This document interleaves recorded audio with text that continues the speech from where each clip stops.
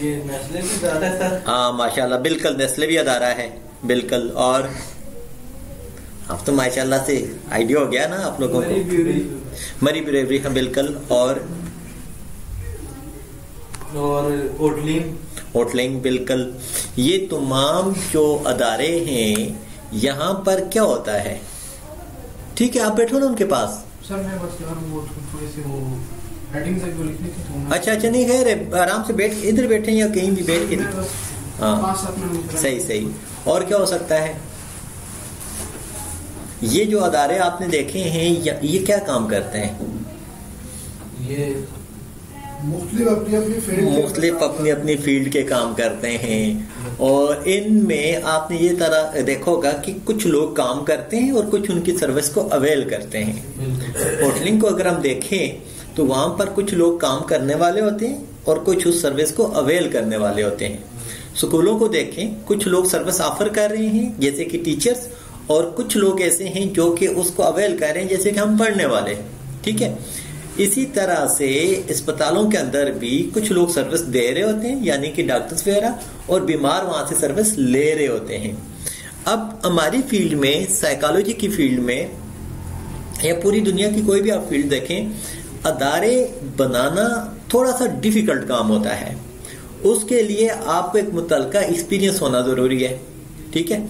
अब जब आपके पास रेलेवेंट एक्सपीरियंस नहीं होगा तो आपके लिए परेशानी ये होगी कि आप उसको उतना मतलब कि बेहतर तौर पर रन नहीं कर पाएंगे।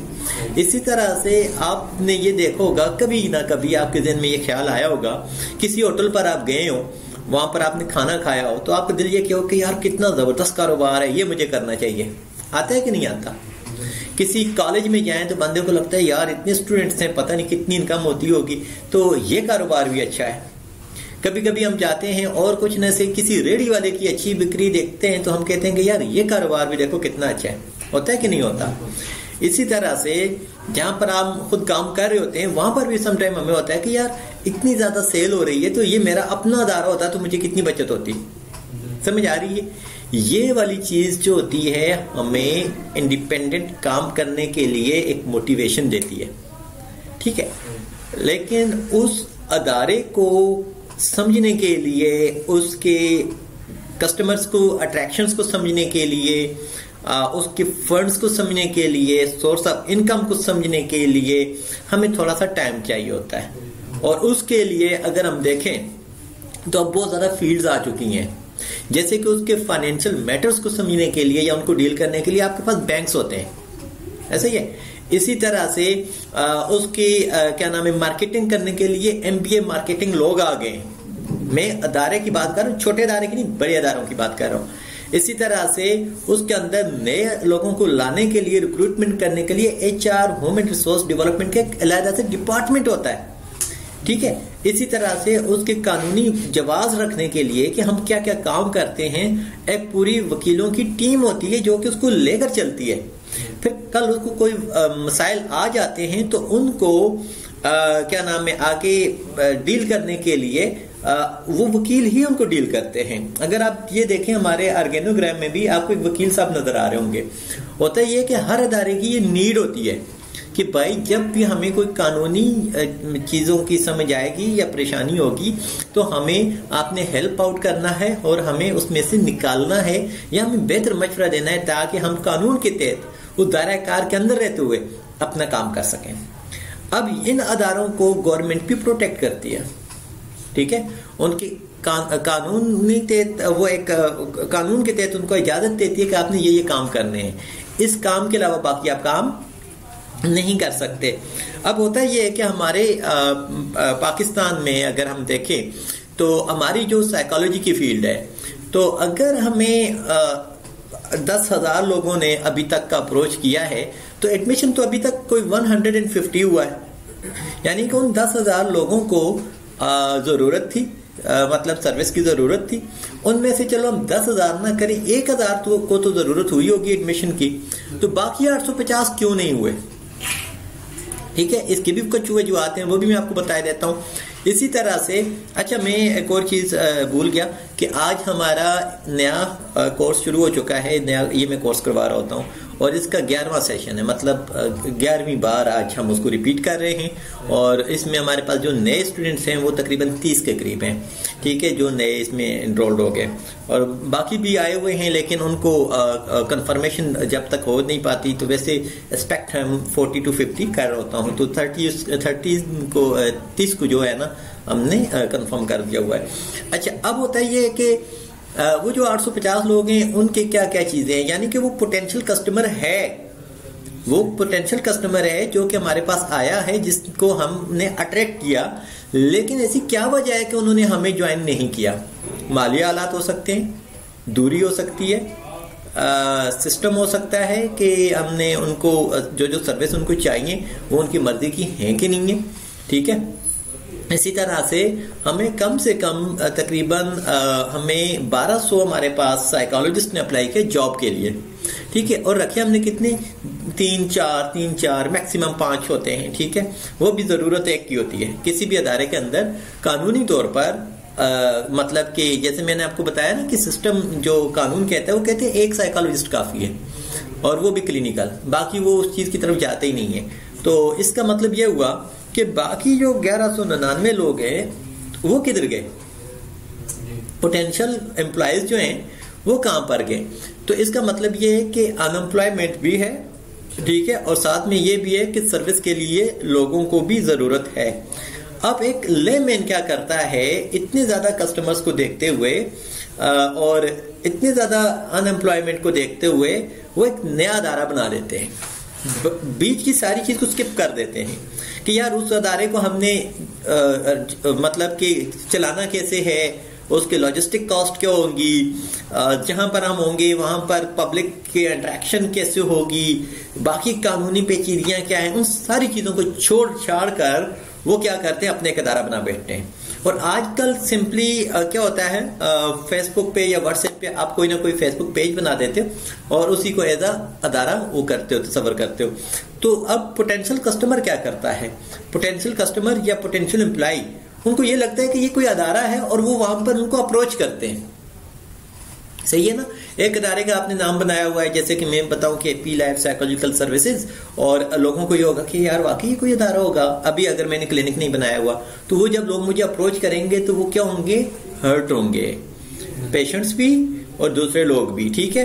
तो ऐसे में फिर लोगों के अंदर एक मजीद मोटिवेशन आती है कि यार इतने ज्यादा लोग अगर हमें अप्रोच कर रहे हैं तो क्यों ना हम उनको वो करें, क्या नाम है उसको, हम अदारा बनाएं और उनको हम कैप्चर करें और हम किसी न किसी तरीके से अपने घर का किचन चलाएं। तो जारी बात है मोटिवेशन तो यही होती है कि हम अपनी क्वालिटी ऑफ लाइफ को बेहतर करें, जो कि एक अच्छी बात है, कोई गलत नहीं है। अब आगे मैं ये देखना बताऊंगा अपने सारे स्टूडेंट्स को और आपको भी कि पाकिस्तान के अंदर कानून है कि अगर आप एक रेड़ी की शॉप भी लगाएंगे तो वो रजिस्टर्ड होनी चाहिए। कहां पर रजिस्टर्ड होनी चाहिए, security exchange commission of Pakistan के नाम से एक अदारा है, उस अदारे के अंदर आपने रजिस्टर्ड होना ही होना है, ठीक है। अब कोई भी रकम जिसकी जो तादाद है वो 15,000 या 15,000 से ज्यादा है तो आपने किसी बंदे को कैश में नहीं देनी, आपने उसको उसके बैंक अकाउंट में देनी है। और उसके ऊपर लिखा हुआ होता है हर नोट के ऊपर कि हामले अदा को किसी मुतालबा पर देगा, ठीक है। यानी कि कोई आपके माबैन मुआहिदा होगा उसके एवज आप दोगे, वैसे नहीं दोगे, कोई सर्विस लोगे वैसे नहीं दोगे, ठीक है। अब ये होता ये है कि हमने क्या करना है कि एक अदारा बनाना है, ठीक है। तो ये हमारे स्टूडेंट्स की एक असाइनमेंट भी है कि एक अदारा माइंड में सोचो और उस अदारे के अंदर क्या क्या सर्विसेज आप ऑफर करना चाहते हो और उन सर्विसेज को ऑफर करने के साथ साथ आप क्या क्या पोटेंशियल्स आपको चाहिए होते हैं, सर्विस प्रोवाइडर्स क्या क्या चाहिए होंगे, उनको आप देखोगे, ठीक है।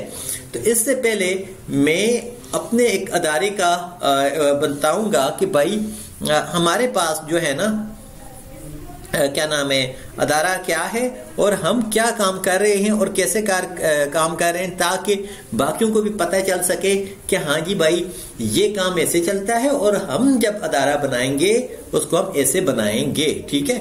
अब हम आ जाते हैं जी यहाँ पर अपने अदारे के मेन मोटिव की तरफ। ठीक है, अब हमारे अदारे का नाम क्या है? Happy life psychological services.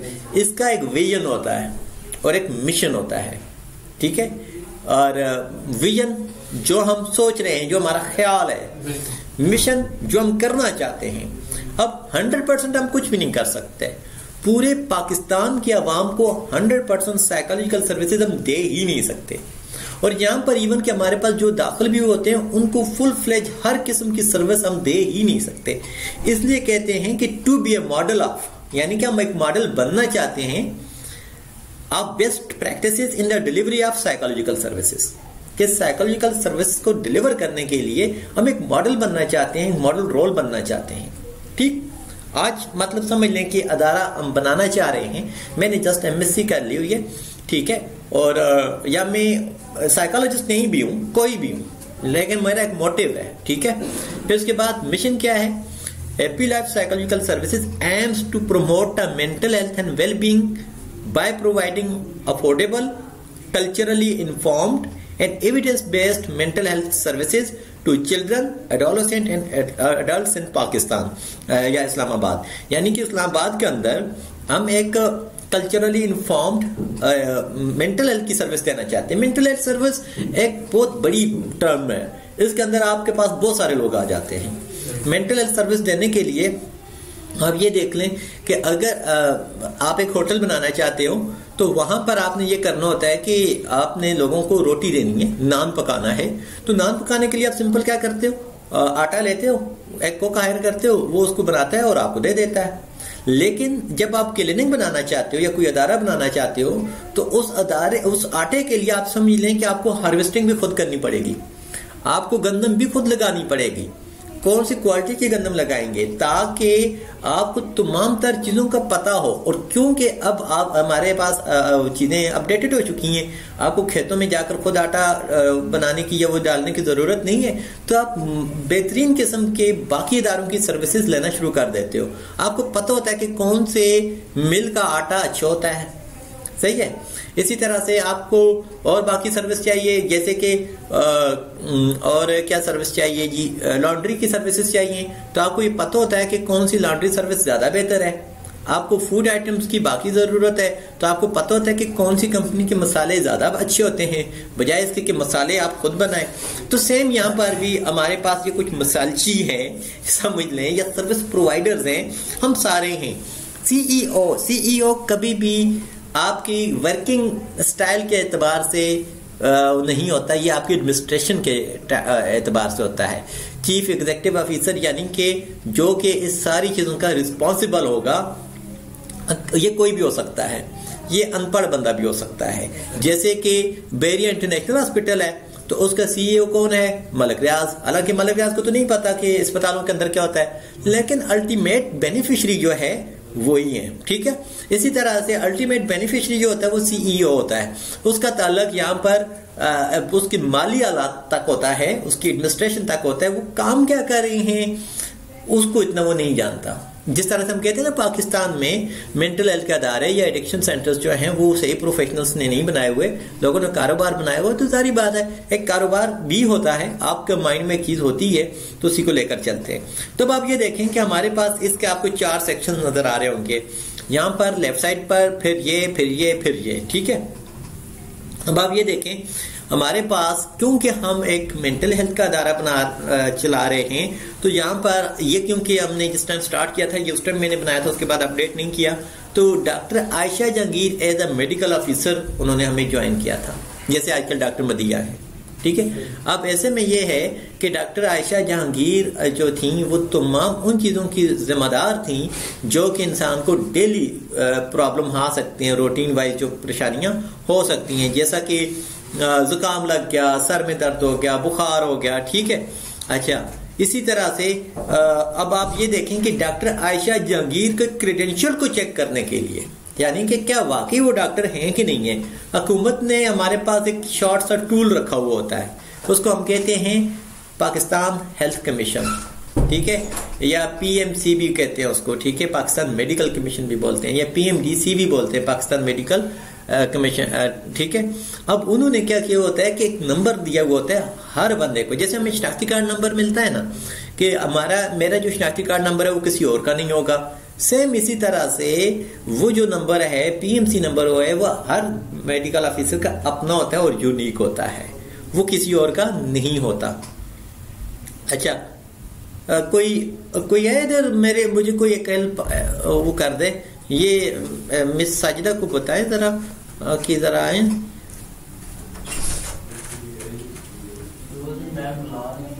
Miss Sajida को, अच्छा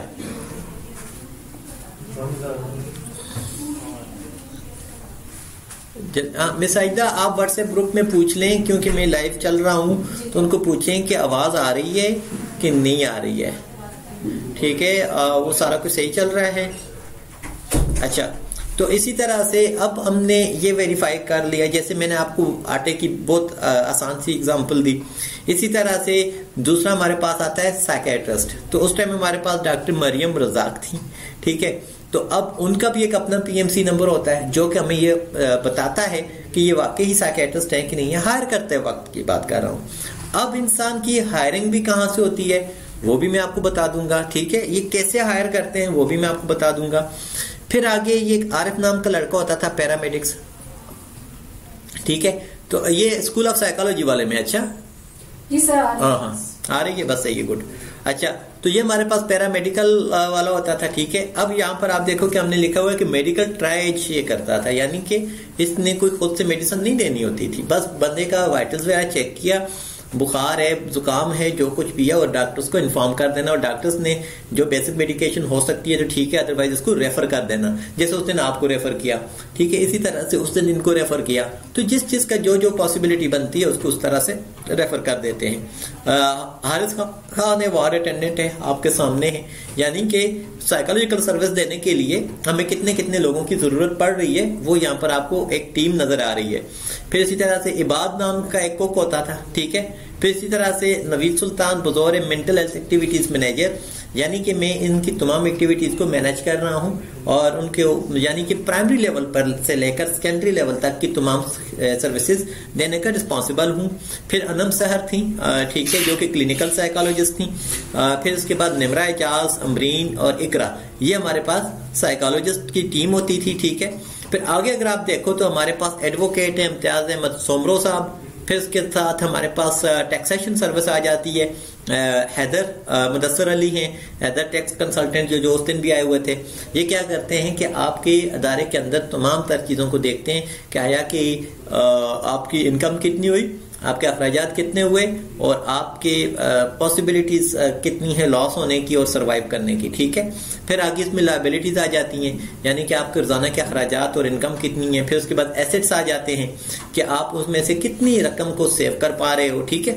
अच्छा, फिर इसी तरह से नासिर एंड को ऑडिटर्स हैं, ठीक है, जो कि ऑडिट करते हैं हमारा एनुअली ईच एंड एवरीथिंग का। आपने देखा होगा कि इवन के जब लॉन्ड्री से कपड़े आ रहे होते हैं तो उसका बिल भी हम ले रहे होते हैं, ठीक है। तो जैसे कि मैंने शुरू में आपको बताया कि हर बड़ा अदारा जो होता है वो अपनी सारी चीजों को देखते हैं, तो छोटे अदारे को भी करनी होती है, लेकिन अभी छोटे लेवल पर चीजें इतनी ज्यादा नहीं होती, तो इसलिए एक बंदा मल्टीपल टास्क कर सकता है। लेकिन जो जो अदारा ग्रो करता है, अगर मिसाल के तौर पर हमारे पास यहाँ पर 200 एम्प्लॉइज या 2000 एम्प्लॉइज का अदारा होता तो हमें HR डिपार्टमेंट बनाना पड़ता, क्योंकि लोग आ रहे होते जा रहे होते, ठीक है। तो वो नई रिक्रूटमेंट हो रही होती है, सारा कुछ और होता है, तो जब तक वो नहीं है तो हम खुद ही कर रहे होते हैं, ठीक। इसी तरह से अगर हम देखें आगे जो है ये हमारे ट्रेनिज थे, कामरान था, मोहम्मद अवेस था, ठीक है, अलीना आरिफ, अनीसा हबीब, ये सारे हमारे ट्रेनिज थे, ठीक है। यानी कि अब आपको समझ आ गई, इसको हम कहते हैं ऑर्गेनोग्राम। कोई भी अदारा बनाने के लिए आपको पहले अपना विजन क्लियर करना पड़ता है, फिर मिशन क्लियर करना पड़ता है, फिर उसके साथ साथ आपको अपना ऑर्गेनोग्राम क्लियर करना पड़ता है, और आपको ये बताना पड़ता है कि भाई कि हमारी क्या क्या खिदमात होंगी, कैसे कैसे होंगी। हाँ जी, कैसे, वालेकुम अस्सलाम। तो ठीक है, इन सारी चीजों को देखते हुए आपने अपनी तमाम तर चीजों को बेहतर करने की कोशिश करते हैं, ठीक है। अब हम आगे चलते हैं सर। हाँ जाओ। अब हम आगे चलते हैं जी। हम आगे यहाँ पर आते हैं कि registration of psychological clinic in Pakistan. इसके अंदर आपको स्किल्स की क्या क्या जरूरत होगी। पहले तो मैं सिर्फ वो वाली चीज बताऊंगा, आज के लेक्चर में कवर करूंगा कि security exchange commission of Pakistan के साथ जो कि अमूमन लोगों ने रजिस्ट्रेशन करवा रखी होती है वो कैसे करवाते हैं, ठीक है, और उसके फायदे क्या हैं। आज हम आपको एडमिनिस्ट्रेटिव पार्ट बताएंगे और कल आपको हम प्रोफेशनल पार्ट बताएंगे। प्रोफेशनल पार्ट में हमारे कौन से अदारे हैं जो हमें मैनेज कर सकते हैं। सबसे पहली बात ये याद रखें कि जब भी हम रिस्क के हलाल की बात करेंगे तो कारोबार की बात करेंगे। जब हम कारोबार की बात करेंगे तो हम कारोबार प्रॉफिट एंड लॉस वाला बनाएंगे, ना कि खैराती इदारा बनाएंगे। समझ आ रही है ना। खैराती इदारा हम कब बना सकते हैं वो भी मैं आपको बता देता हूं।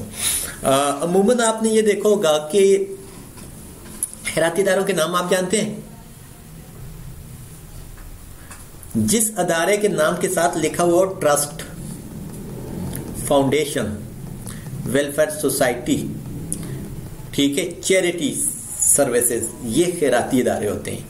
यानी कि ये खैरात लेंगे भी और खैरात को यूटिलाइज भी करेंगे। जैसे ये सैलानी बना हुआ है, सैलानी है, बिल्कुल एदी वेलफेयर है। अब आप मुझे ये बताएं कि क्या आपने कभी सैलानी से जाकर खाना खाया? अच्छा, अभी आप मुझे ये बताएं कि क्या कभी आपने एदी सर्विस से जाकर खाना खाया? अच्छा, अगर मैं आपसे ये पूछूं कि आपने क्यों खाया, आप ऐसा क्या वो चीजें थी, तो आप क्या बताओगे? जब बंदा घर से आउट हो जाता है, ऐसे ही है ना, जब बंदे का घर नहीं होता या घर जाता नहीं है, ठीक है, या फिर इसी तरह से लावारिस बच्चे, रोड एक्सीडेंट, एक बंदे के पास गाड़ी है, सारा कुछ है, तो एक सामने सर्विस भी, एम्बुलेंस सर्विस भी है, ठीक है, और उसके घर में कोई बीमारी होती है तो उसके पास अल्लाह पाक ने उसको इतना वेल सेटल्ड किया हुआ है कि गाड़ी है उसके पास, तो उसको जब जाना पड़ता है हॉस्पिटल तो वो क्या फ्री ऑफ कॉस्ट वाली गाड़ी लेकर जाना चाहिए उसको, या उसको अपनी गाड़ी लेकर जाना चाहिए? Free of cost. वो क्यों? घर से नहीं, घर में मौजूद है, आपके घर में अपनी गाड़ी, क्योंकि वो फिर आपका अपना जो है ना रिसोर्स है, और जब आप किसी और का रिसोर्स इस्तेमाल कर रहे हो सकता है किसी और डिजर्विंग को जरूरत पड़ जाए, तो फिर आपके लिए एक परेशानी होती है कि आप उसको नहीं कर सकते, ठीक है। अच्छा, अब आपको मैं यहाँ पर ये चीज बताऊं कि हमेशा खैरात से बचो। खैरात से बचोगे तो अल्लाह पाक आपके ऊपर मजीद फजल करता जाएगा। यहाँ पर मैं थोड़ा सा कुरानी हवाला भी आपको दे दूं कि कहीं भी ज़कात और खैरात देने का नहीं है, नहीं लेने का नहीं है, देने का ही है, कि आप हमेशा से दो ही, लो नहीं, ठीक है। और जब हम कोई इस तरह का, भी मुझे अक्सर लोग इसके ऊपर क्रिटिसाइज भी करते हैं कि यार तुम एनजीओ के खिलाफ हो, मैं हर किस एनजीओ के खिलाफ नहीं हूं। हमारे पास 70% लोग पॉवर्टी की लाइन में आते हैं और 30% पॉवर्टी से अबव हैं, लेकिन वो जो अबव हैं अमूमन उनमें से भी बहुत सारे एनजीओ को चला रहे हैं, ठीक है, उनका पैसा लेकर आप उसकी तरफ लेके जा रहे हो, हालांकि वो उन 70% लोगों का है, वो आपका नहीं है। फिर एक और चीज, सस्टेनेबल चीजें बनानी चाहिए, सस्टेनेबल सर्विसेज होनी चाहिए, ना कि पैसा आया बैंक में डाला भाग गया। मैं कितने लोगों के आपको एग्जांपल्स दूं जिनको जब प्रोजेक्ट्स मिलने शुरू होते हैं, पैसे होते हैं, भाग जाते हैं, बाहर के मुल्क चले जाते हैं, अमेरिका, कनाडा, जी बस ठीक है हमारी अब दुनिया ठीक हो गई है, और इधर से बताते हैं हम पॉलिटिकली उसमें नहीं है। नहीं, हम इस दुनिया, हम इधर पाकिस्तान में पैदा हुए हैं ना। अगर अल्लाह पाक ने मुझे उधर का करना होता तो मैं उधर चला जाता, ठीक है। जाना चाहिए, रोजगार के लिए जाना चाहिए, लेकिन इसको बुरा भला कह के तो नहीं जाना चाहिए। ऐसा ही हो गया। आपके ऊपर एक राइट होता है उस कम्युनिटी का, उन लोगों का, उनको आप साथ लेकर चलो, ठीक है। फिर थोड़ा सा लेक्चर ज्यादा लंबा हो जाता है। हमारे ऊपर कर्ज होता है उस सोसाइटी का, आप ना चाहते हुए भी आज जिस मुकाम पर भी हो, आपके वालिदैन, आपके पड़ोसी, अक्सर लोग क्या करते हैं जी, मेरे एक आध टीचर को बता रहे होते हैं ये मेरा टीचर है, इसने मुझे बहुत ज्यादा कुछ किया। नहीं, आपका पड़ोसी भी आपका टीचर है, आपके मोहल्ले में दुकानदार भी आपका टीचर है। जिंदगी में उसने भी आपको आगे लेकर आने की कोशिश की हुई होती है, कभी ना कभी उसने आपसे प्यार से बात की हुई होती है। कभी आपके पास वजन ज्यादा हो तो आपके मोहल्ले के बच्चे आपका काम कर देते हैं, ठीक है। कभी आप गिर जाते हैं तो कोई और बंदा आपको उठा लेता है, यानी कि वो सोसाइटी आपको उठाए रखती है। तो कहीं ना कहीं हम भी लोगों को सपोर्ट कर रहे होते हैं, कहीं ना कहीं हम भी उस सोसाइटी का स्टेक होल्डर होते हैं, ठीक है ना। अब बात आ गई यहाँ पर, तो अब खैराती इदारा और बिजनेस में फर्क क्या होता है मैं आपको बताता हूँ। खैराती इदारे दो तरह से बनते हैं। पहला तो ये होता है जिस तरह से इमरान खान ने बना दिया कि भाई उसकी वालदा की डेथ होगी कैंसर की वजह से, और उन्होंने सोचा कि यार ये कैंसर वाकई एक ऐसी चीज है कि हर बंदा इसको अफोर्ड नहीं कर सकता, तो क्यों ना मैं एक ऐसा इदारा बना दूं जिसमें जो है लोगों को सर्विस प्रोवाइड हो और कैंसर का जो इलाज है वो फ्री हो। ठीक है। अब उसने क्या किया, लोगों से पैसे मांगना शुरू कर दिए और लोगों से पैसे लेकर इवन के वर्ल्ड कप जब वो जीता तो उस टाइम भी अब वीडियो देखिएगा, उस टाइम भी उसने कहा था कि मैं एक अदारा बनाऊंगा और ये बहुत बड़ी मार्केटिंग है। ठीक है, वर्ल्ड कप बहुत बड़ी चीज होती है, और उस टाइम उसने कहा था मैं अदारा बनाऊंगा, और लोगों ने उस टाइम उसको क्रिटिसाइज भी किया, लेकिन देर पा ये हुआ कि उसको लोगों ने डोनेशन करनी शुरू कर दी कि इस बंदे का एम है एक अदारा बनाने का, और जहां पर लोगों का फ्री ऑफ कॉस्ट इलाज होगा, और फिर जो है क्या नाम, इसके पास पैसे नहीं है, इसका एम है लेकिन पैसे नहीं है, लिहाजा इसको पैसे दो ताकि ये एम पूरा कर ले।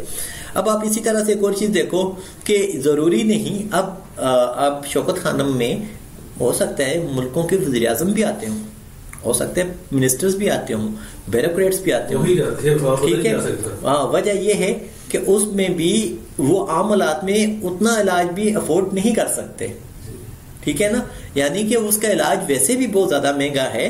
फिर इसी तरह से बेरिया इंटरनेशनल हॉस्पिटल की अगर आप बात करें, फिर इन्होंने एक और काम किया, इसी चीज को समझते हुए सेहत कार्ड वाला सीन शुरू किया कि भाई आपके डॉक्टर इस चीज को वैलिडेट करें कि इस पेशेंट को जरूरत है, क्योंकि जब आप अपना आईडी कार्ड नंबर इंटर करते हो तो पता चल जाता है आपके पास कितनी इनकम है।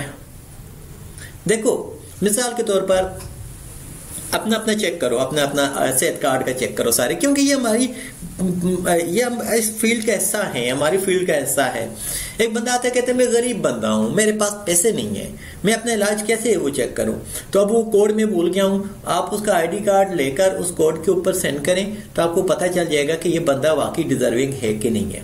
क्योंकि अगर एक बंदा डिजर्विंग नहीं है तो उसका बैंक अकाउंट होगा कि नहीं होगा, बैंक अकाउंट में पैसे होंगे कि नहीं होंगे, अगर नहीं भी है तो वो उसमें ट्रांजेक्शन्स तो हुई होंगी ना। ट्रांजेक्शन्स अगर हुई है तो इसका मतलब यह कि इस बंदे के पास पैसा आता और जाता रहता है, तो इसलिए इसको 1-2 हज़ार रुपए की जरूरत नहीं पड़ेगी। एक बंदा है उसकी इनकम है ही मंथली 10,000 रुपए, साल भर में उसको 1,20,000 रुपए बनते हैं, और एक बंदा है जिसकी रोजाना के 15-20 हज़ार रुपए आ रहे हैं जा रहे हैं। ठीक है, तो साल के एंड पे जब आप देखेंगे तो उसकी अच्छी खासी अमाउंट आई और गई हुई होगी, तो इसलिए वो 15-20 हज़ार रुपए अपने ऊपर खर्च कर सकता है।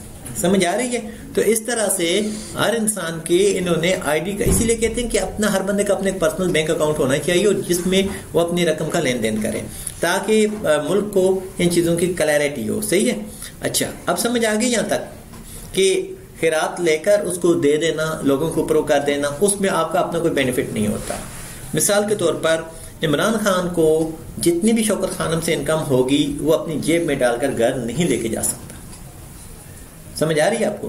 इसी तरह से वो उसके ऊपर से एसेट्स नहीं बना सकता, क्योंकि वो ट्रस्ट है, वो उसने अवाम के लिए बनाया है और वो अवाम का ही रहेगा। और जब खैराती इदारे आप नहीं होते हो तो वो ऑटोमेटिकली गवर्नमेंट के पास चले जाते हैं।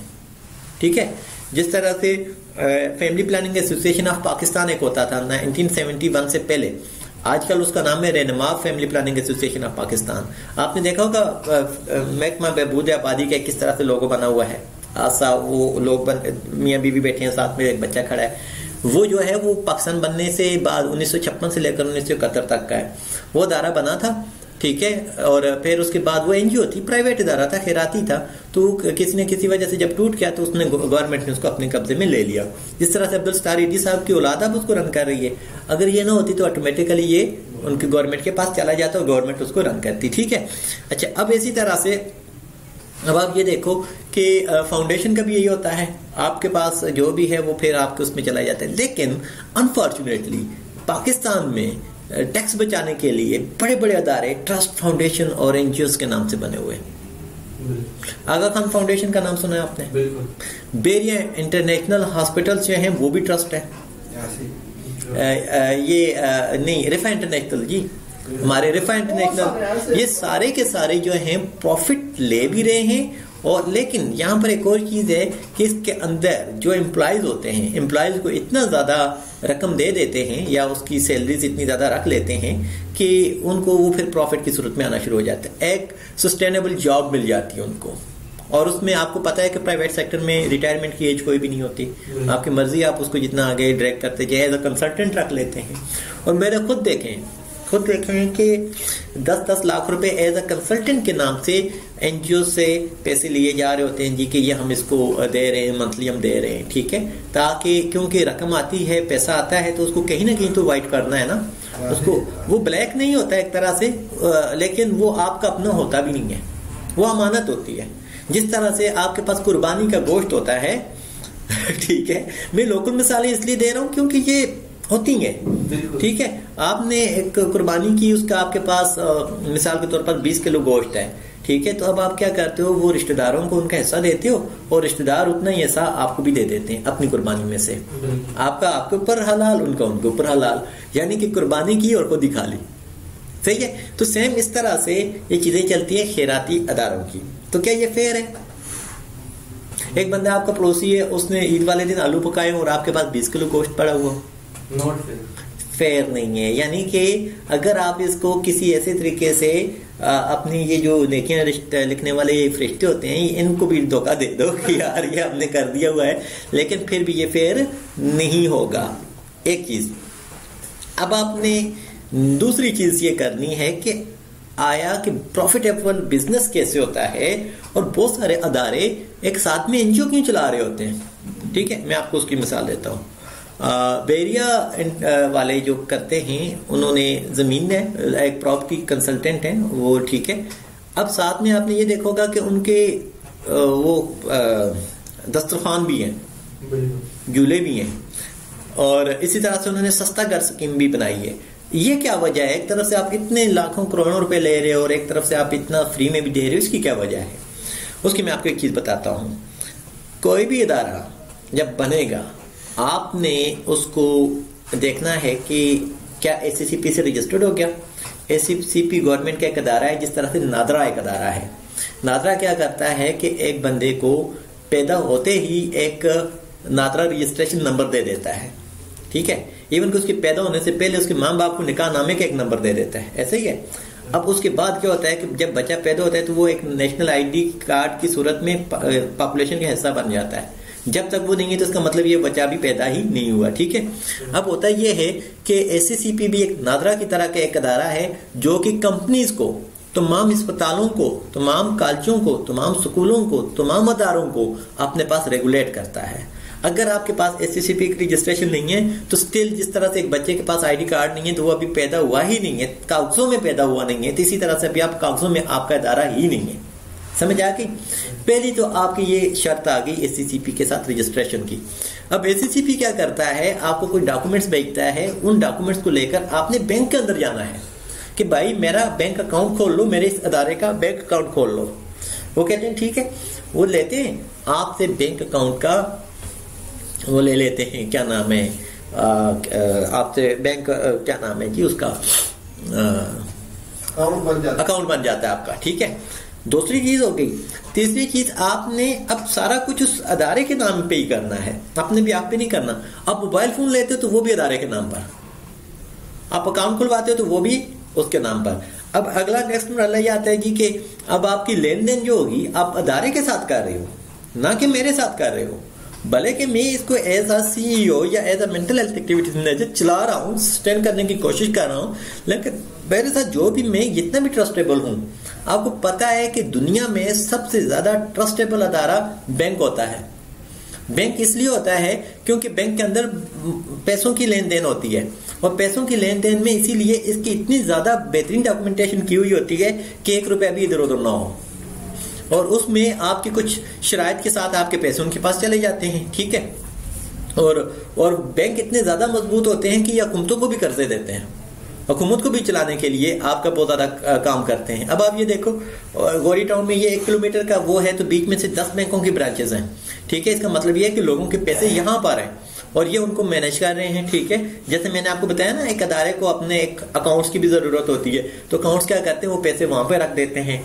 अक्सर आपने ये देखा होगा, जैसे आपकी फैमिलीज पैसे भेजती हैं या लाकर देती हैं तो फौरी तौर पर हम सीडीएम, जैसे एटीएम होता है उसी तरह सीडीएम भी होता है, कैश डिपॉजिट मशीन, तो उसमें जाकर डाल देते हैं तो ऑटोमेटिकली हमारे बैंक अकाउंट में आ जाते हैं। यानी कि आपके पास एक ऑटोमेटिकली इलेक्ट्रॉनिक वो आ जाती है, रसीद आ जाती है। जिस तरह से आप पेट्रोल पंप पे जाते हो तो वहां पर वो आपको रसीद दे देते हैं, तो इसी तरह से आप ये भी काम करते हैं। छोटी छोटी चीजें बताने का मकसद ये है कि हम ऑन ग्राउंड से चलेंगे आगे, फिर आपको डीएसएम और वो सारी चीजें होंगी। तो इस बार क्योंकि रजिस्ट्रेशन से मैंने इसलिए शुरू किया है कि हर दूसरा साइकोलॉजिस्ट हमारे पास रजिस्ट्रेशन का ही कहता है कि यार क्लिनिक कैसे रजिस्टर्ड करना है, तो ये बताना मेरा फर्ज है। ठीक है, अब आगे क्या होता है, आपने एससीपी में आगे अब आपको पैसे आना शुरू हो गए, आपने एक सर्विस शुरू कर दी, मैंने एक क्लिनिक शुरू कर दी, मेरे पास पेशेंट आना शुरू हो गए। ये एक ने लाख रुपए दिया, दूसरे ने 10 लाख रुपए दिया, 5 लाख रुपए दिया, ठीक है, 5,000 रुपए दिए, 1 रुपया दिया, 10 रुपए दिए, जो कुछ भी दिया वो अकाउंट में जमा होना शुरू हो गया। अब उसी में से फिर हमने निकालने भी शुरू कर दिए, जाओ दानिश पैसे लेकर आओ, ठीक है, वो जाता है पैसे लेकर आता है, उसमें आ जाते हैं ये फलां की सैलरी है, ये फलां की सैलरी, ये आलू आ गए, ये मटर आ गए, ये प्याज आ गया, ये बिजली का बिल आ गया, ये रेंट आ गया, ये हो गया, वो हो गया। यानी कि अब इनकी रसीदें हमने रख के उनको भी कलेक्ट कर लेना है कि कितने पैसे आए थे और कितने चले गए। और हम इसकी हर हफ्ते के हफ्ते भी हमें स्टेटमेंट आ जाती है, महीने के महीने भी आ जाती है और सालाना भी आ जाती है। ठीक है, कि बैंक वालों ने हमें कितना, उन्होंने क्या बताया कि आप कितने पैसे आए और इतने आपने खर्च कर दिए। ठीक है, अब हमने जितने भी खर्च किए वो तो खर्च हो गए, उस पर गवर्नमेंट हमें कुछ नहीं कहती। गवर्नमेंट ये कहती है कि भाई आपने जब पैसे कमा लिए, आपने 1 करोड़ रुपया बचा भी लिया, अब आप इस मुल्क के रिसोर्सेज यूज कर रहे हो, रोड इस मुल्क का यूज कर रहे हो, इस मुल्क की अवाम को यूज कर रहे हो, रकम वो देती रही आपको, ऐसा ही है। इस मुल्क की दुकानों को यूज कर रहे हो, इस मुल्क के बैंकों को यूज कर रहे हो और इस मुल्क की तमाम तर सर्विसेज को यूज कर रहे हो। तो इसलिए जब आपने 1 करोड़ रुपया सेव कर लिया हुआ है तो उसमें से आप ऐसे करो कि 25 लाख रुपए हमें एज अ टैक्स दे दो, ताकि ये बाकी सर्विसेज हम आपको बेहतर दे दें।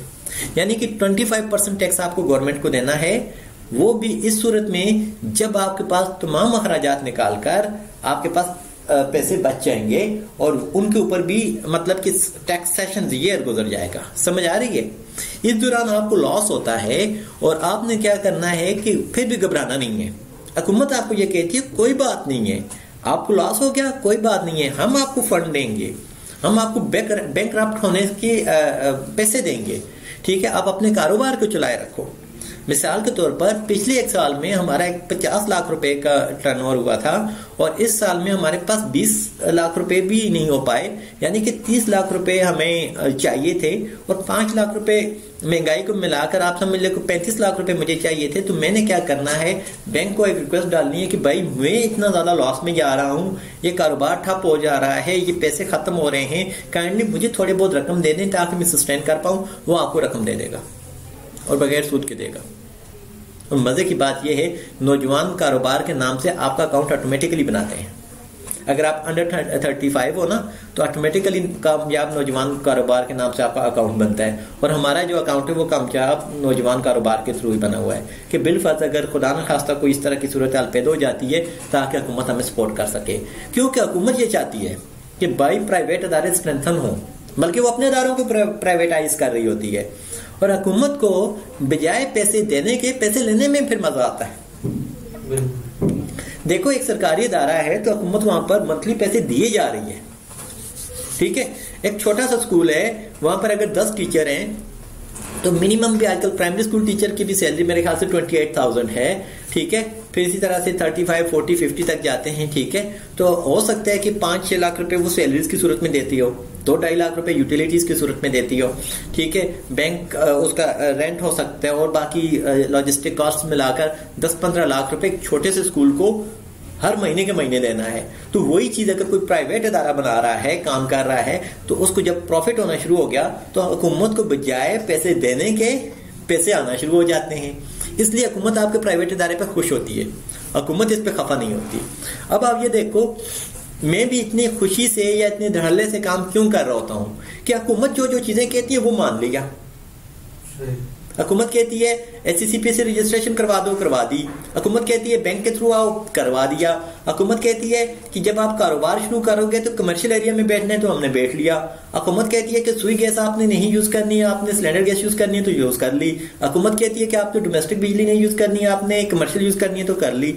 हुकूमत कहती है कि आपने IHRS से रजिस्ट्रेशन करवानी है तो करवा ली। हुकूमत कहती है कि आपने अपने पास डॉक्टर वही रखने जो वाकई डॉक्टर हो तो वही रख लिया। हुकूमत कहती है कि आपके पास साइकियाट्रिस्ट वही होना चाहिए जो होना चाहिए तो वही हो गया। हुकूमत कहती है कि आपने मौलवी साहब वही रखने कि जो वाकई ही मौलवी हो, जिनके पास दारुल क्या नाम है उसका वफाकुल मदारिस की डिग्री हो तो वो वाले हमने रख लिए। इसी तरह से वो कहती है कि क्लिनिकल साइकोलॉजिस्ट वही होना चाहिए जो कि हकीकत में होता है तो वही होता है। तो जब हुकूमत के काम पूरे कर दिया हमने, उसके बाद बेफिक्री से लोगों का ट्रस्ट आपके ऊपर बनना शुरू हो जाता है। अब यहाँ पर हुकूमती अदारों का आपने देखोगा लोगों का ट्रस्ट ज्यादा होता है। हम कहते हैं ना कि यार मुझे सरकारी नौकरी मिल जाए तो बस मेरे मसाइल हल हो जाएंगे। नहीं, अब सरकार भी दिन ब दिन कमजोर होती जा रही होती है। अब वो क्या करती है कि वो कॉन्ट्रैक्ट पे रखती है बंदे को, 3 साल के कॉन्ट्रैक्ट पे रख लिया, 6 माह के कॉन्ट्रैक्ट पे रख लिया, 1 साल के कॉन्ट्रैक्ट पे रख लिया। वजह ये होती है कि उनके पास पैसे नहीं होते। वो देखते हैं कि आया कि अगर ये अदारा ये जगह लोगों आवाम के लिए बेहतर हुई तो ठीक है, अदरवाइज नहीं होगी।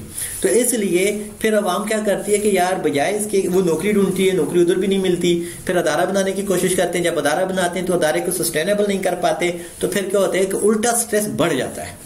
अच्छा, समझ आ गया। यहाँ पर आपने 25% टैक्स गवर्नमेंट को दे दिया, 75% खुद रख लिया। और अगर आपको मुझे ये बताएं, एक आदमी की नॉर्मल बंदे की जिसकी तालीम MSc हो, नॉर्मली बंदे की कितनी सैलरी हो सकती है पर मंथ? हाँ, 40-50 हज़ार रुपए, इतना ही होता है, इससे ज्यादा नहीं होता। क्योंकि ओवरऑल पाकिस्तान की टोटल इनकम सबसे ज्यादा जो है वो कराची शहर की है, तो वो 85,000 है पर मंथ। एक आम बंदे की अगर हम करें, उसमें भी 85,000 हर बंदे की नहीं है। उसमें ये होता है कि आपके बड़े बड़े आरिफ हबीब भी है ना, AKD भी है, ठीक है, बड़े बड़े टाइकॉन भी हैं, आपका उसमें मलिक रियाज भी है जी, 30 करोड़ ले रहे हैं। हाँ बिल्कुल, ऐसे ही अरबों के एतबार से उनकी इनकम आ रही है। और वो लोग भी हैं जिनको दिन में 10, 15, 20 रुपए मिल जाते हैं, बस खाना किसी होटल वाले ने दे दिया बस से, ये वो लोग भी हैं, ठीक है। फिर दूसरे नंबर पर आपके पास आता है लाहौर। लाहौर के मेरे ख्याल से 82,000 है। फिर तीसरे नंबर पर कौन सा शहर आता होगा? फैसलाबाद। बड़ा शहर भी इंडस्ट्रियल है, इंडस्ट्रियल है कुछ, हाँ, जो भी प्रोड्यूस करेगा वहां पर इंडस्ट्रीज होंगी और वहां पर आपको इनकम ज्यादा है। हाँ, फिर सियालकोट वगैरह और इस तरह से गुजरांवाला, ठीक है। इस्लामाबाद आपके पास इंडस्ट्रियल एरिया नहीं है, ये सर्विसेज है, यानी कि ये यूटिलाइजर्स है, यूटिलाइज कर रहे हैं सर्विसेज को। यहाँ पर आपको मिनिस्ट्रीज नजर आ रही होंगी जो कि गवर्नमेंट से पैसे ले रही हैं और इस तरह से। लेकिन यह है कि इस्लामाबाद का भी बहुत अच्छा वो है। और अगर हम डिस्ट्रिक्ट वाइज देखें तो सबसे हैरानगी की बात यह कि डिस्ट्रिक्ट वाइज हम देखें तो एबटाबाद की इनकम है हालांकि छोटा सा शहर है, तो वो पता नहीं किस सिलसिले में, क्योंकि मेरे ख्याल से हर बंदा कमाता है, हर बंदा कमाता है। बाकी जगहों पर जी 25 लाख आबादी है। नहीं 25 लाख नहीं है, कोई 6-7 लाख है। नहीं 11 लाख कुछ हजार, नहीं 11 लाख कितनी थी देखी थी, 11। अच्छा, और 11 लाख समथिंग है या 25 लाख 24 लाख है या 11 लाख। अच्छा, चलें उसको देख लेते हैं। तो अब ये हुआ कि समझ आ गई आपको यहाँ पर कि अब आपने हमने तो रजिस्ट्रेशन करवाई हुई है ना जी, हमें तो ये हो गया। अच्छा, अब आगे हम चलते हैं। नहीं, वैसे मैं आपको बता रहा हूँ। अब आगे क्या होता है कि जब आपने देखोगा कि लोग कहते हैं जी ये अपने असासे डिक्लेयर नहीं कर रहे, और फिर कहते हैं ऑफशोर कंपनियां हैं, ठीक है। वो इसी तरह से होती हैं कि आपने SCCP में या किसी भी और मुल्क के इस तरह की एजेंसी में आपने अपनी कंपनियां बना ली और उसका आपने इनकम का जरिया भी बता दिया और आपने ऑडिटर से ऑडिट भी करवा लिया और आपने हुकूमत को ये बताया नहीं कि वो कंपनी मेरी है, ठीक है। अब उसमें से जो भी प्रॉफिट आ रहा है, जो कुछ भी आ रहा है, बाद औक़ात लोग अपनी ब्लैक मनी को वाइट करने के लिए भी इस तरह की कंपनियों का सहारा लेते हैं।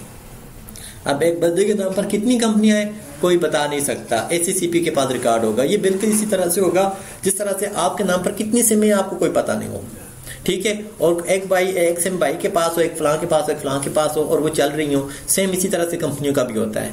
कौन कौन सी कहाँ पर चल रही है आप हुकूमत को नहीं बताते हो, कहते अच्छा ठीक है। जैसे मुझसे कोई पूछा आपका नंबर क्या है तो मैं एक नंबर बता दूं कि ये मेरा नंबर है, ठीक है। तो वो जब तक मेरे डॉक्यूमेंटेशन जाकर उनको निकालेगा नहीं तो उसको नहीं पता चलेगा कि इसके पास कितने नंबर है। तो किसी को जरूरत भी नहीं होती कि यार बस ठीक है किसी से रब्ता करना है।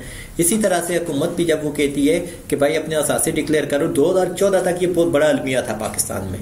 2014 के बाद फिर कानूनी चीजें थोड़ी सी चेंज हुई, अब कोई इतना बड़ा अलमिया नहीं रहा है। अब जो है सारी चीजें ट्रांसपेरेंट हो चुकी हैं और चीजें क्लियर होती जा रही हैं, ठीक है। अब आगे चलते हैं स्टेप नेक्स्ट, ठीक है।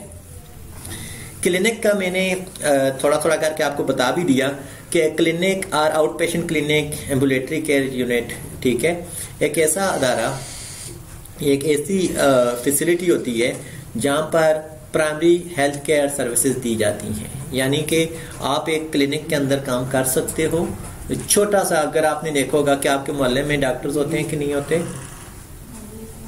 होते हैं। उनका एक छोटा सा क्लिनिक होता है, ठीक है। इसी तरह से अब आप ये देखें कि वो बेसिक सर्विसेज दे रहे होते हैं। एक्चुअली साइकोलॉजी जो है उसमें 3-4 तरह की सर्विसेज होती हैं। प्राइमरी सर्विस होती है, मिड सर्विस होती है जी, अच्छा, मिड सर्विस होती है और टर्शरी केयर सर्विस होती है, यानी कि हाईली स्पेशलाइज्ड होती है। अब इंसानों के अंदर एक चीज होती है कि अगर वो एक लोअर लेवल पर हैं तो उनका दिल ये चाहता है कि मुझे बड़ी लेवल की सर्विस का बताया जाए कि मैं बड़े लेवल की सर्विस अवेल कर रहा हूँ। या अगर एक बंदा 17 स्केल में है तो वो ऑटोमेटिकली बताएगा 18 में हूँ। अगर कोई 16 में है तो वो बताएगा मैं 17 में हूँ। कोई 10 में है तो वो बताएगा मैं 14 में हूँ। क्योंकि हमें ये लगता है कि मैं अपने इस तरह से मुझे रिस्पेक्ट मिलेगी। नो डाउट कि हम उसी तरह से रिस्पेक्ट देते भी हैं, लोगों की इनकम के एतबार से, लोगों की उन चीज़ों के एतबार से। समटाइम आपके पास कोई बंदा मिलने आता है तो अगर वो बाइक पर आया है तो आप उसको उस तरह की खिदमत देते हो। अगर वो पैदल आया है तो उस तरह से देते हो, अगर वो बस पे आया है तो उस तरह की देते हो, तो अगर वो अपनी कार पर आया है तो फिर उस तरह से देते हो। कारों में भी आगे फिर किसमें जितनी महंगी पर आएगा तो आप उतनी ज्यादा उसको रिस्पेक्ट देने की कोशिश करते हो। इसी तरह से ये हमारा कमिश्नर साहब है, ये फलाएं तो आप उस तरह से उनकी सर्विस देते हो, ठीक है। यानी कि पावरफुल चीजें हम उनको समझते हैं। और मजे की बात यह है कि अब इनको हम पावर नहीं कहते, अब हम इनको सर्विसेज कहते हैं। ऑर्गेनोग्राम ऑफ द सर्विस कहते हैं, जो मैंने अभी आपको बताया था कि आपके पास एक ही पेज पर आपका डॉक्टर है और उसी पर आपका क्लीनर भी है, ठीक है, और दोनों को राइट सेम है। दोनों को आपने एक तरह की सर्विस देनी है। एजुकेशन वाइज वो आगे पीछे हो सकते हैं, लेकिन स्किल वाइज या जो डिजिग्नेशन है वो आपकी एक खास काम है, आपने उसकी रिस्पॉन्सिबिलिटी लेनी हो देनी होती है। समझ आ रही है? सेम इसी तरह से क्लिनिक जो होता है, जब आप बात करते हैं तो इसमें आपके पास सिर्फ साइकोलॉजिस्ट या काउंसलर्स की जरूरत होती है। अब इसमें ऐसा नहीं है कि हम बोलें कि अभी आज सुबह मुझे किसी ने ताना मार दिया कि जी कि आप साइकोलॉजिस्ट हो के भी मोहम्मद अली जिन्ना के बारे में इस तरह से बात कर रहे हो। मैंने कहा इसमें क्या बात है, इसमें किसको हर्ट कर दिया मैंने, ठीक है। तो उसमें उन्होंने लिखा हुआ है जी कि आप साइकोलॉजिस्ट हो के भी। मैंने कहा शुक्र है खुदा का, क्योंकि 2 साल पहले तो ये साइकोलॉजिस्ट भी नहीं मानते थे ठीक है। अब ये तो मान रहे हैं ना कि शुक्र है कि साइकोलॉजिस्ट हो के भी, चलो सही है, शुक्र है। तो इसी तरह से अब आप ये देखें, कहते हैं typically cover the primary care need of population in local communities.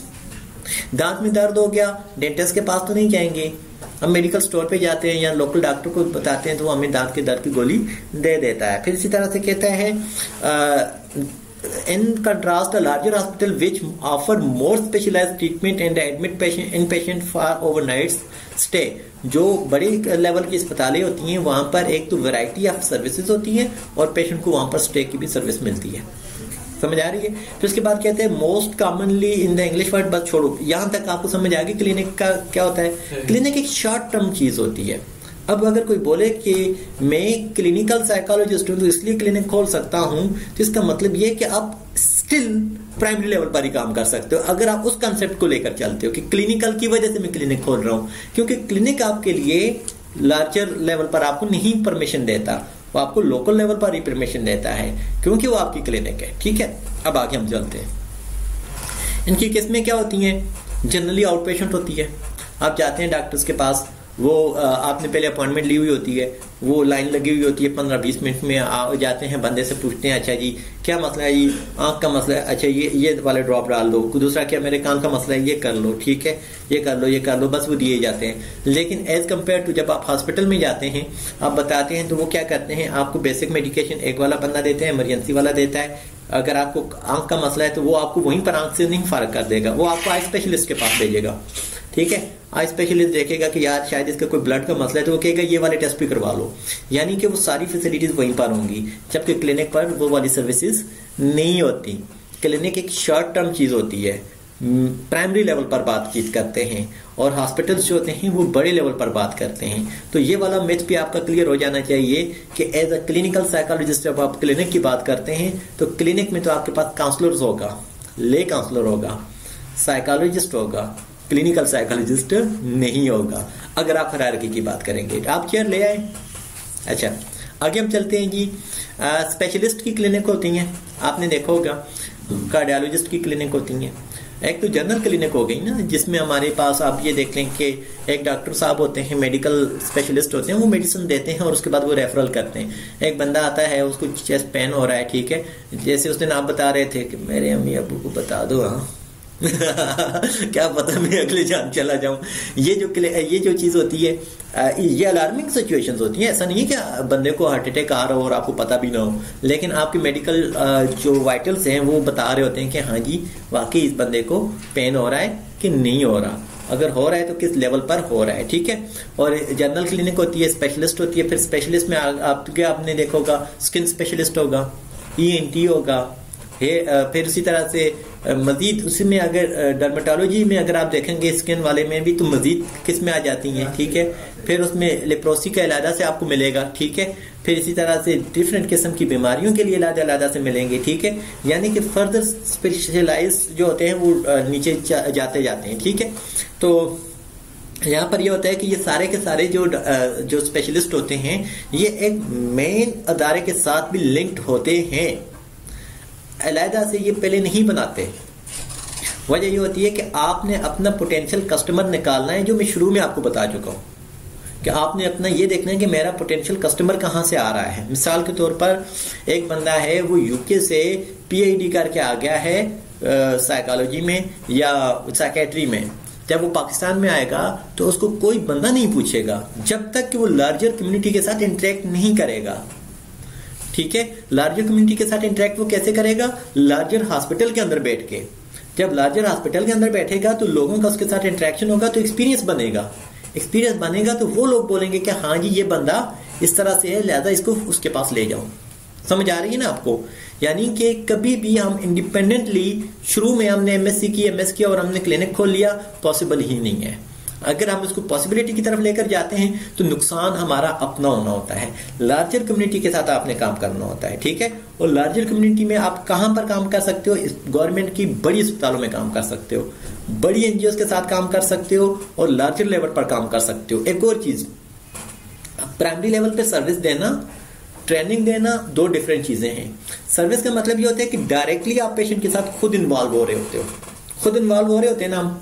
इसका मतलब ये है कि हम डायरेक्टली, अदरवाइज अगर मैं खुद इन्वॉल्व ना भी हूं, बोलूं दानिश आप ये काम कर लो, फलां ये काम कर लो, और चुप करके मैं सोया रहा हूं, ठीक है सही है जी, काम तो होता रहेगा कि नहीं होता रहेगा।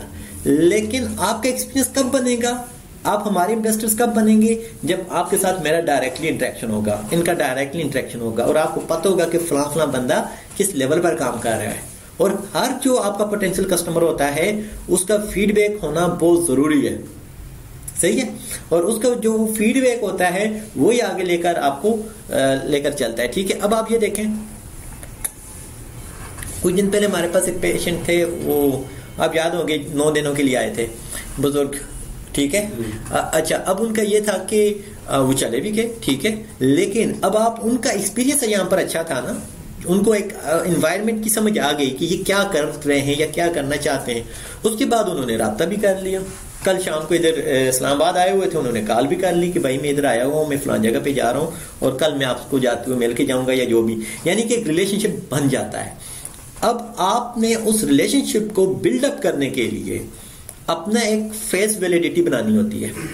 फेस वैलिडिटीज आपको यहाँ पर मैं लोगों की लोगो जो होता है, लोगो जो अदारे का जो बना हुआ होता है, उसकी इंपॉर्टेंस बताता हूँ। वो बहुत जरूरी होती है। यानी कि आप ये देखो कि लोगों का एक ट्रस्ट बनता है ना आपके ऊपर जब, तो वो एक आइडेंटिटी भी बनाना चाहते हैं। ठीक है, मिसाल के तौर पर हेल्थ की आइडेंटिटी क्या होती है? अमूमन स्टेटोस्कोप नजर आती है जहां पर हो, या यहाँ पर प्लस लिखा हुआ हो, ठीक है। प्लस का निशान भी, ये जो पट्टी नहीं होती, पट्टी जब हम करते हैं तो ऑटोमेटिकली प्लस बन जाता है, उसके उस पे बनाते हैं, ठीक है। तो उसको रेड इसलिए करते हैं कि जहां पर भी इंजरीज का इंतजाम हो रहा होगा तो वो वहां पर वो रेड साइन आएगा। एम्बुलेंस को भी इसीलिए रेड का उससे किया जाता है कि भाई इसके अंदर पॉसिबिलिटी है कि इंजरीज हुई हो लोगों को। तो जब किसी बंदे की इंजरी हुई होती है तो हमें ज्यादा लगता है कि इसको ज्यादा लगी हुई है, ठीक है। समझ आ गई यहाँ तक कि स्पेशलिस्ट की क्लिनिक का भी। अच्छा, आगे हम चलते हैं। क्या जी, क्लियर हो गया कि अभी जाके मैंने क्लिनिक बनानी है। अब आगे हम बात करते हैं क्लिनिकल साइकोलॉजी। कहता है, पहले इसको हम ये नीचे वाले स्टेटमेंट पढ़ रहे हैं। A psychology clinic providing outstanding effective and rewarding psychotherapy and psychiatric services to the individuals, couples and families. Psychology clinic में आपने एक वैरायटी ऑफ सर्विसेज देनी होती है, कोई एक आध सर्विस हम नहीं दे सकते, ठीक है। और इसके अंदर आप इसको साइकोलॉजी का हॉस्पिटल भी कह सकते हो, ठीक है, या मेंटल हेल्थ हॉस्पिटल भी कह सकते हो, मेंटल हॉस्पिटल भी कह सकते हो। अब क्योंकि आगे चीजें आ गई हैं, पाकिस्तान में मेंटल हेल्थ की इतनी ज्यादा वो थी नहीं, तो यहाँ पर एडिक्शन सर्विसेज ज्यादा हो गई। और वो भी वजह क्या है, एडिक्शन सेंटर बनने की वजह क्या है, साइकोलॉजी के अदारे हैं नहीं है और एडिक्शन सेंटर जगह जगह खुले हुए हैं, इसकी क्या वजह है?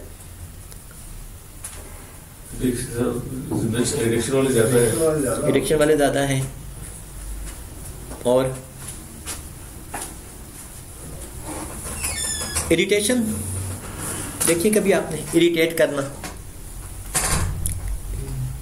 काबू ना हो पाना। यहाँ पर मसला ये होता है कि हमारे पास एडिक्शन में ये होता है कि इंसान का अपने ऊपर काबू नहीं होता। फैमिलीज के लिए वो इरिटेटिंग हो जाता है, खुद बंदे को नहीं पता चलता। जैसे कि आप एक ख्वाब आ रहा हो, आपको नहीं पता चलेगा मुझे क्या हो रहा है, लेकिन देखने वाले को तो देखना पता चलेगा। तो आपको एक सेफ प्लेस मुहैया करने की कोशिश करते हैं।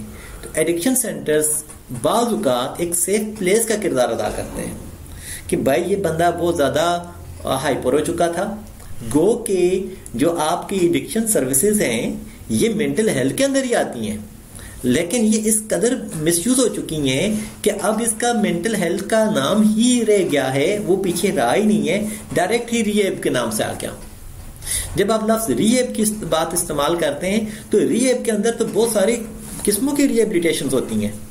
जैसे शुरू में मैंने जब इधर क्लिनिक बनाया था अपना ये साइकोलॉजिकल सर्विसेज, तो बहुत सारे जो हमारे पहले के एक्सपीरियंस लोग आते थे वो कहते थे तुम अपने इसके नाम के साथ रिहेब लिखो ताकि लोग ज्यादा अट्रैक्ट हों, अदरवाइज आपके पास नशे वाला कोई भी नहीं आने वाला।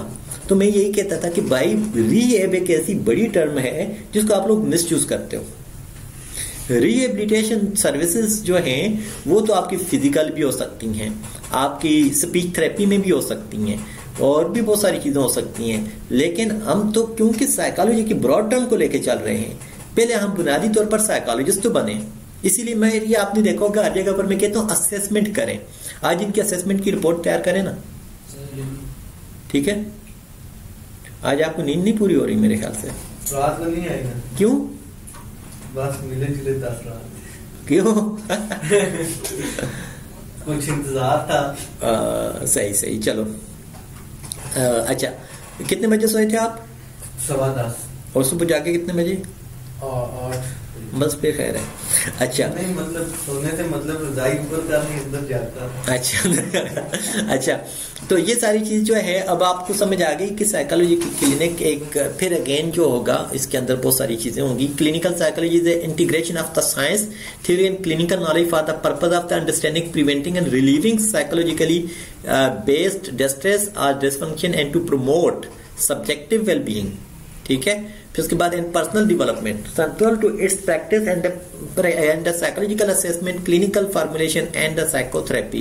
Although clinical psychologists also engage in the research, teaching, consultation, forensic testimonies, and the program development and administration in many countries, clinical psychologist is a regulated mental health profession. ठीक है, बहुत सारे मुल्कों में एक regulated है और पाकिस्तान में भी अब हो चुका है, ठीक है। कुछ अरसे बाद में बल्कि 8-10 दिनों में मैं आपको भी इसकी मजीद जो है ना डिटेल में बताऊंगा कि पाकिस्तान में रेगुलेट कैसे कर रहे हैं इसको, या हो रहा है। ठीक है, अच्छा अब आप ये देखें कि सिर्फ और सिर्फ एक क्लिनिकल ही नहीं, आपको बहुत सारी चीज़ों को लेकर चलना होता है। एक स्कूल या कॉलेज के अंदर हर बंदे की अलग-अलग से रिस्पॉन्सिबिलिटीज होती हैं। तो आपके पास एक बंदा आए, वो बोले नहीं मैंने कुक ही बनना है, यहाँ पर काम वहां पर पढ़ाई का हो रहा है लेकिन वो कुक होने की रट लगा ले। तो हमारी क्लिनिकल साइकोलॉजी में भी यही है कि एक बंदा किसी अदारे में अगर सिर्फ वो टेस्टिंग की रिस्पॉन्सिबिलिटीज कर रहा है, टेस्टिंग कर रहा है, लेकिन वो अपने आप को क्लिनिकल इंट्रोड्यूस कर रहा है, तो इसका मतलब ये है कि वो कुक होने की रट लगा रहा है कि वो जो है एक्चुअली उसको एक्सेप्ट नहीं कर रहा। पहले हम जो है उसको एक्सेप्ट करेंगे, उसके लेवल पर काम करेंगे, तभी हम ऊपर जाएंगे। और हमेशा से आपको बुनियादी लेवल पर काम करना पड़ेगा। और जब आप क्लिनिकल के उस पर जाते हो तो उसकी भी आगे रिस्पॉन्सिबिलिटीज आपको मैं बताता जाऊंगा कि वो क्या होती हैं। डायग्नोस्टिक रिस्पॉन्सिबिलिटीज कि डायग्नोसिस क्या है, ट्रीटमेंट प्लान और ट्रीटमेंट इम्प्लीमेंटेशन, फिर आसान काम तो नहीं है। ठीक है, और फिर वो आपके ऊपर ज्यादा काम है, ठीक है, उसको आपने मजीद बेहतर करना है। और वो कैसे करते हैं, फिर उसके बाद उसकी तमाम bio psycho social and spiritual model के ऊपर काम करना। और वो फिर बंदे का वही बात है कि मुंह खुल जाता है कि भाई अच्छा ये करना पड़ता है। तो वाकई ही जब आप क्लिनिकल पे आओगे तो फिर आपको करना पड़ेगा। आगे हम चलते हैं। अब वही जो मैंने अभी आपको साइकोलॉजी की क्लिनिक इन पाकिस्तान का मैंने बताया था, प्रॉफिट हो गए और नॉन प्रॉफिटेबल हो गए। अच्छा अब मैं आपको एक और चीज बता दूं कि प्रॉफिटेबल ऑर्गेनाइजेशंस के अंदर ऐसे होता है कि जैसे मैंने शुरू में आपको बताया कि गवर्नमेंट कहती है कि भाई 25% मुझे दे दो। आपने 1 करोड़ रुपए सेव कर लिए, अब उसमें से 25 लाख रुपए जब आप देंगे तो आप खुशी से देंगे या गम से देंगे? मुश्किल से। तो अब ये हुकूमत भी हमारी इस नीड को समझती है, उनको पता है कि ये कौम 25 लाख रुपए हमें नहीं देने वाली। एक और चीज, आप किसी बंदे को कोई खैरात दे रहे हो, अब वो क्या होता है कि जब आप वो खैरात देने की कोशिश करते हो तो आप किसी अपने दोस्त को पैसे दे देते हो कि भाई ये ना बाहर बांट लेना, तब आपको खुशी ज्यादा होगी, या आप अपने हाथों से बांटो तब आपको खुशी ज्यादा होगी? हाथों से बांटोगे। ये हुकूमत को पहले पता है, नवाज शरीफ को शहबाज शरीफ को नहीं, ये सारा एक सिस्टम बना हुआ होता है, उसकी बात कर रहा हूं। अब होता है ये कि हुकूमत ये कहती है कि आपको जो प्रॉफिट मिला ना, जो अब आप हमें देना चाहते हो, क्योंकि वो आपने पब्लिक को ही देना है, तो अब आप ऐसे करो कि एक एनजीओ बना लो, नॉन प्रॉफिट ऑर्गेनाइजेशन बना लो, उसमें सर्विस आप इसी कम्युनिटी को देना शुरू कर दो। आप हमें पैसे ना दो, लेकिन आपने उसका भी ऑडिट करवाना है। सेम उसकी भी चीजें वही होंगी जो आपके प्रॉफिटेबल ऑर्गेनाइजेशन की हैं, लेकिन इसमें आप पैसा अपनी जेब में नहीं लेकर जाओगे, प्रॉफिट वाली में आप लेकर जाओगे। ठीक है, अब वो 25 लाख रुपए अगर आपको मिलते जाएं, ठीक है, अब जब करोड़ों में बातें होती हैं तो फिर आपको ये भी अरबों में पैसे आना शुरू हो जाते हैं। तो कुछ अदारे ये करते हैं कि वो खुद एक अदारा बना लेते हैं, कुछ अदारे ऐसे करते हैं कि बाकी से चैरिटी वाले अदारों को पैसे देना शुरू कर देते हैं और उनके ऊपर भी वो कड़ी नजर रखते हैं। आजकल आपने देखा होगा NAB, नेशनल अकाउंटेबिलिटी ब्यूरो, नेब। अब आप ये देखें कि किसी भी बंदे का आप बता दें कि उसने फलां अदारा बनाया हुआ है और उसने मुझसे 10 रुपए फालतू ले लिए हैं, चेक करें, नेब उसी टाइम जाएगा चेक करेगा, भाई क्यों लिए आपने। वो ये नहीं कहेगा कि आपने 1 लाख रुपए या 10 लाख रुपए फीस रखी हुई, वो आपको फीस का कुछ भी नहीं कहते इतनी क्यों रखी हुई है, लेकिन वो आपको इस चीज का कहते हैं कि भाई आपने उनको 10 लाख रुपए कहा था, आपने 11 लाख रुपए क्यों लिए। ठीक है, आपसे वो 10 लाख रुपए का कोई वो नहीं पूछेगा, 1 लाख रुपए का पूछेंगे। इसी तरह से बाद की जब किसी के साथ पेशेंट को आपके पास आ जाता है तो आपने ये देखा होगा कि आपको एक बिल बना के दिया जाता है, उस बिल में भी वो चीजें जरूर होनी चाहिए जो कि आपको पता होनी चाहिए कि जी ये चीजें। इसलिए मैं कहता हूँ ना यार, अपनी कैंटीन का पता किया करो, ठीक है, किसके कितने पैसे हैं, कितने आ गए हैं, कितने चले गए हैं, कल मेरे गले ना पड़ जाए कुछ भी। वजह यह कि मैं एजुकेट भी तो कर रहा हूँ साथ साथ में, तो वही एजुकेशन मेरे गले भी पड़ सकती है कि भाई इन्होंने हमारे ये 5,000 रुपए लिए थे और मुझे 1,000 रुपए का खाना खिलाया था, मैं अब क्या करूंगा। ठीक है, अब आगे चलते हैं प्रॉफिटेबल ऑर्गेनाइजेशन में। अच्छा, फिर आगे हम देखें मेडिकल डॉक्टर्स की क्लिनिक्स होती हैं, ठीक है, और अच्छा फिर यहाँ पर ये चीजें आती हैं कि मेडिकल डॉक्टर्स जो हैं ये चलते हैं MOH या हेल्थ कमीशन के अंडर। SCCP का तो एक अलग ऐसी चीज होती है, क्योंकि ये वेलफेयर का काम कर रहे होते हैं, अमूमन यही किया जाता है कि यार ये कोई इतनी ज़्यादा इनकम नहीं होगी। अभी आपको लगता है ना कि डॉक्टर्स की तो लाखों में इनकम होती है और उसको इतना ज़्यादा होना चाहिए, उसको वो जस्टिफाई नहीं करते क्योंकि वो खा पी लेते हैं। अगर उसके ऊपर एसेट बनाएंगे तो फिर फंस जाते हैं। अगर एक डॉक्टर रोजाना की 30 लोगों की ओपीडी करता है और 1500 रुपये लेता है तो 45,000 रुपये आ गया उसके पास रोजाना का। मंथली ये कितना हो जाता है? तकरीबन 12-13 लाख रुपए आ जाता है। सालाना ये करोड़ों में आ जाता है। अब मेहनत तो उनकी मेहनत है, लेकिन इसको वो खा पी गए कोई बात नहीं, घर में रख लिया कोई बात नहीं, किसी को भी पता नहीं है। लेकिन जो ही ये जाएंगे कोई लैंड खरीदेंगे, कोई गाड़ी खरीदेंगे, तो हुकूमत क्या बोलेगी कि इनका मुझे ये बताओ कि ये इनकम लाए कहां से। इसलिए हुकूमत ये कहती है कि आपने ये करना है कि उसको अपने बैंक में डाल दो, उन पैसों को अपने बैंक में डाल दो। आप अदारा रजिस्टर्ड ना करो, आप अपने बैंक में डाल दो और फिर आप फाइलर बन जाओ कि आपके पास जो पैसे आए हैं उसके ऊपर आपको हम 2.5% कह देंगे कि ज्यादा पैसे ना दो, आप थोड़े पैसे दे दो। समझ आ रही है ना आपको? तो इस तरह से आपके वो जितने भी अखराजात हैं वो बाहर से निकल जाते हैं। लेकिन अभी क्योंकि इतनी ज्यादा चीजें हुई नहीं है और हुकूमत भी बहुत ज्यादा तंग नहीं करती, कहती है बस सही है यार निजाम चल रहा है। अदरवाइज आप किसी पेशेंट को भी अपने घर में तो चेक कर ही नहीं सकते, उसको उस पॉइंट पे जाओ तो बहुत सारे डॉक्टर अपने घर में चेक कर रहे होते हैं। ठीक है यार, कोई दुश्मन हो तो उनको बस 2 नंबर चल रही है यार। वो चल रहे बस सही है यार। नहीं, इक्का दुक्का पेशेंट्स होते हैं ना। अब बहुत सारी गायनेकोलॉजिस्ट कोई ताल्लुक वाला आ गया, कोई दोस्त आ गया, यार चलो मेरी बैठक में एज अ क्लिनिक भी यूटिलाइज कर दूंगा, ठीक है। कोई कार्डियोलॉजी वाला आ गया, अभी मेरे पास दोस्त आते हैं, ठीक है, आते वो एज अ दोस्ती के तौर पर बताते वो मसले अपने बच्चों के हैं, घरेलू मसाइल। तो इसका मतलब ये नहीं हुआ कि मैं उनको बोलूँ कि चलो हम घर से निकलते हैं क्लिनिक चले जाते हैं, ठीक है। तो इस तरह से वो दोस्ताना माहौल में भी चीजें चल रही होती हैं, तो वो चीजें वो इतना ज्यादा 2 नंबरी नहीं होती है। लेकिन अगर आप उससे लेन देन करोगे, पैसे लोगे, तो जारी बात है कि आपको फिर उसको रेगुलेट करना पड़ेगा, ठीक है। अच्छा, फिर इसी तरह से आगे अगर हम देखें तो साइकोलॉजी के क्लिनिक अगर हम देखें तो वही बात है, प्रॉफिटेबल होंगे या नॉन प्रॉफिटेबल होंगे, ठीक है। वो मेडिकल कमीशन के अंडर नहीं होते और ना ही वो मेडिकल डॉक्टर्स के साथ होते हैं, ठीक है। लेकिन ये SCCP के साथ तो होते हैं, ठीक है। फिर उसके बाद साइकोलॉजी के क्लिनिक्स अपने साथ बाकी लोगों को जब इन्वॉल्व करेंगे तो वो ऑटोमेटिकली किसी न किसी कमीशन के अंडर आ जाएगा, ठीक है। अब आगे हम देखें तो हमारा जो ताल्लुक होगा वो SCCP के साथ होगा, लेकिन स्टिल वही बात है कि मैं किसी को भी रिकमेंड नहीं करता इस लेवल पर कि अभी आप SCCP के साथ जाकर आप यहाँ पर सोल प्रॉपर्टीशिप में जाओ, ठीक है।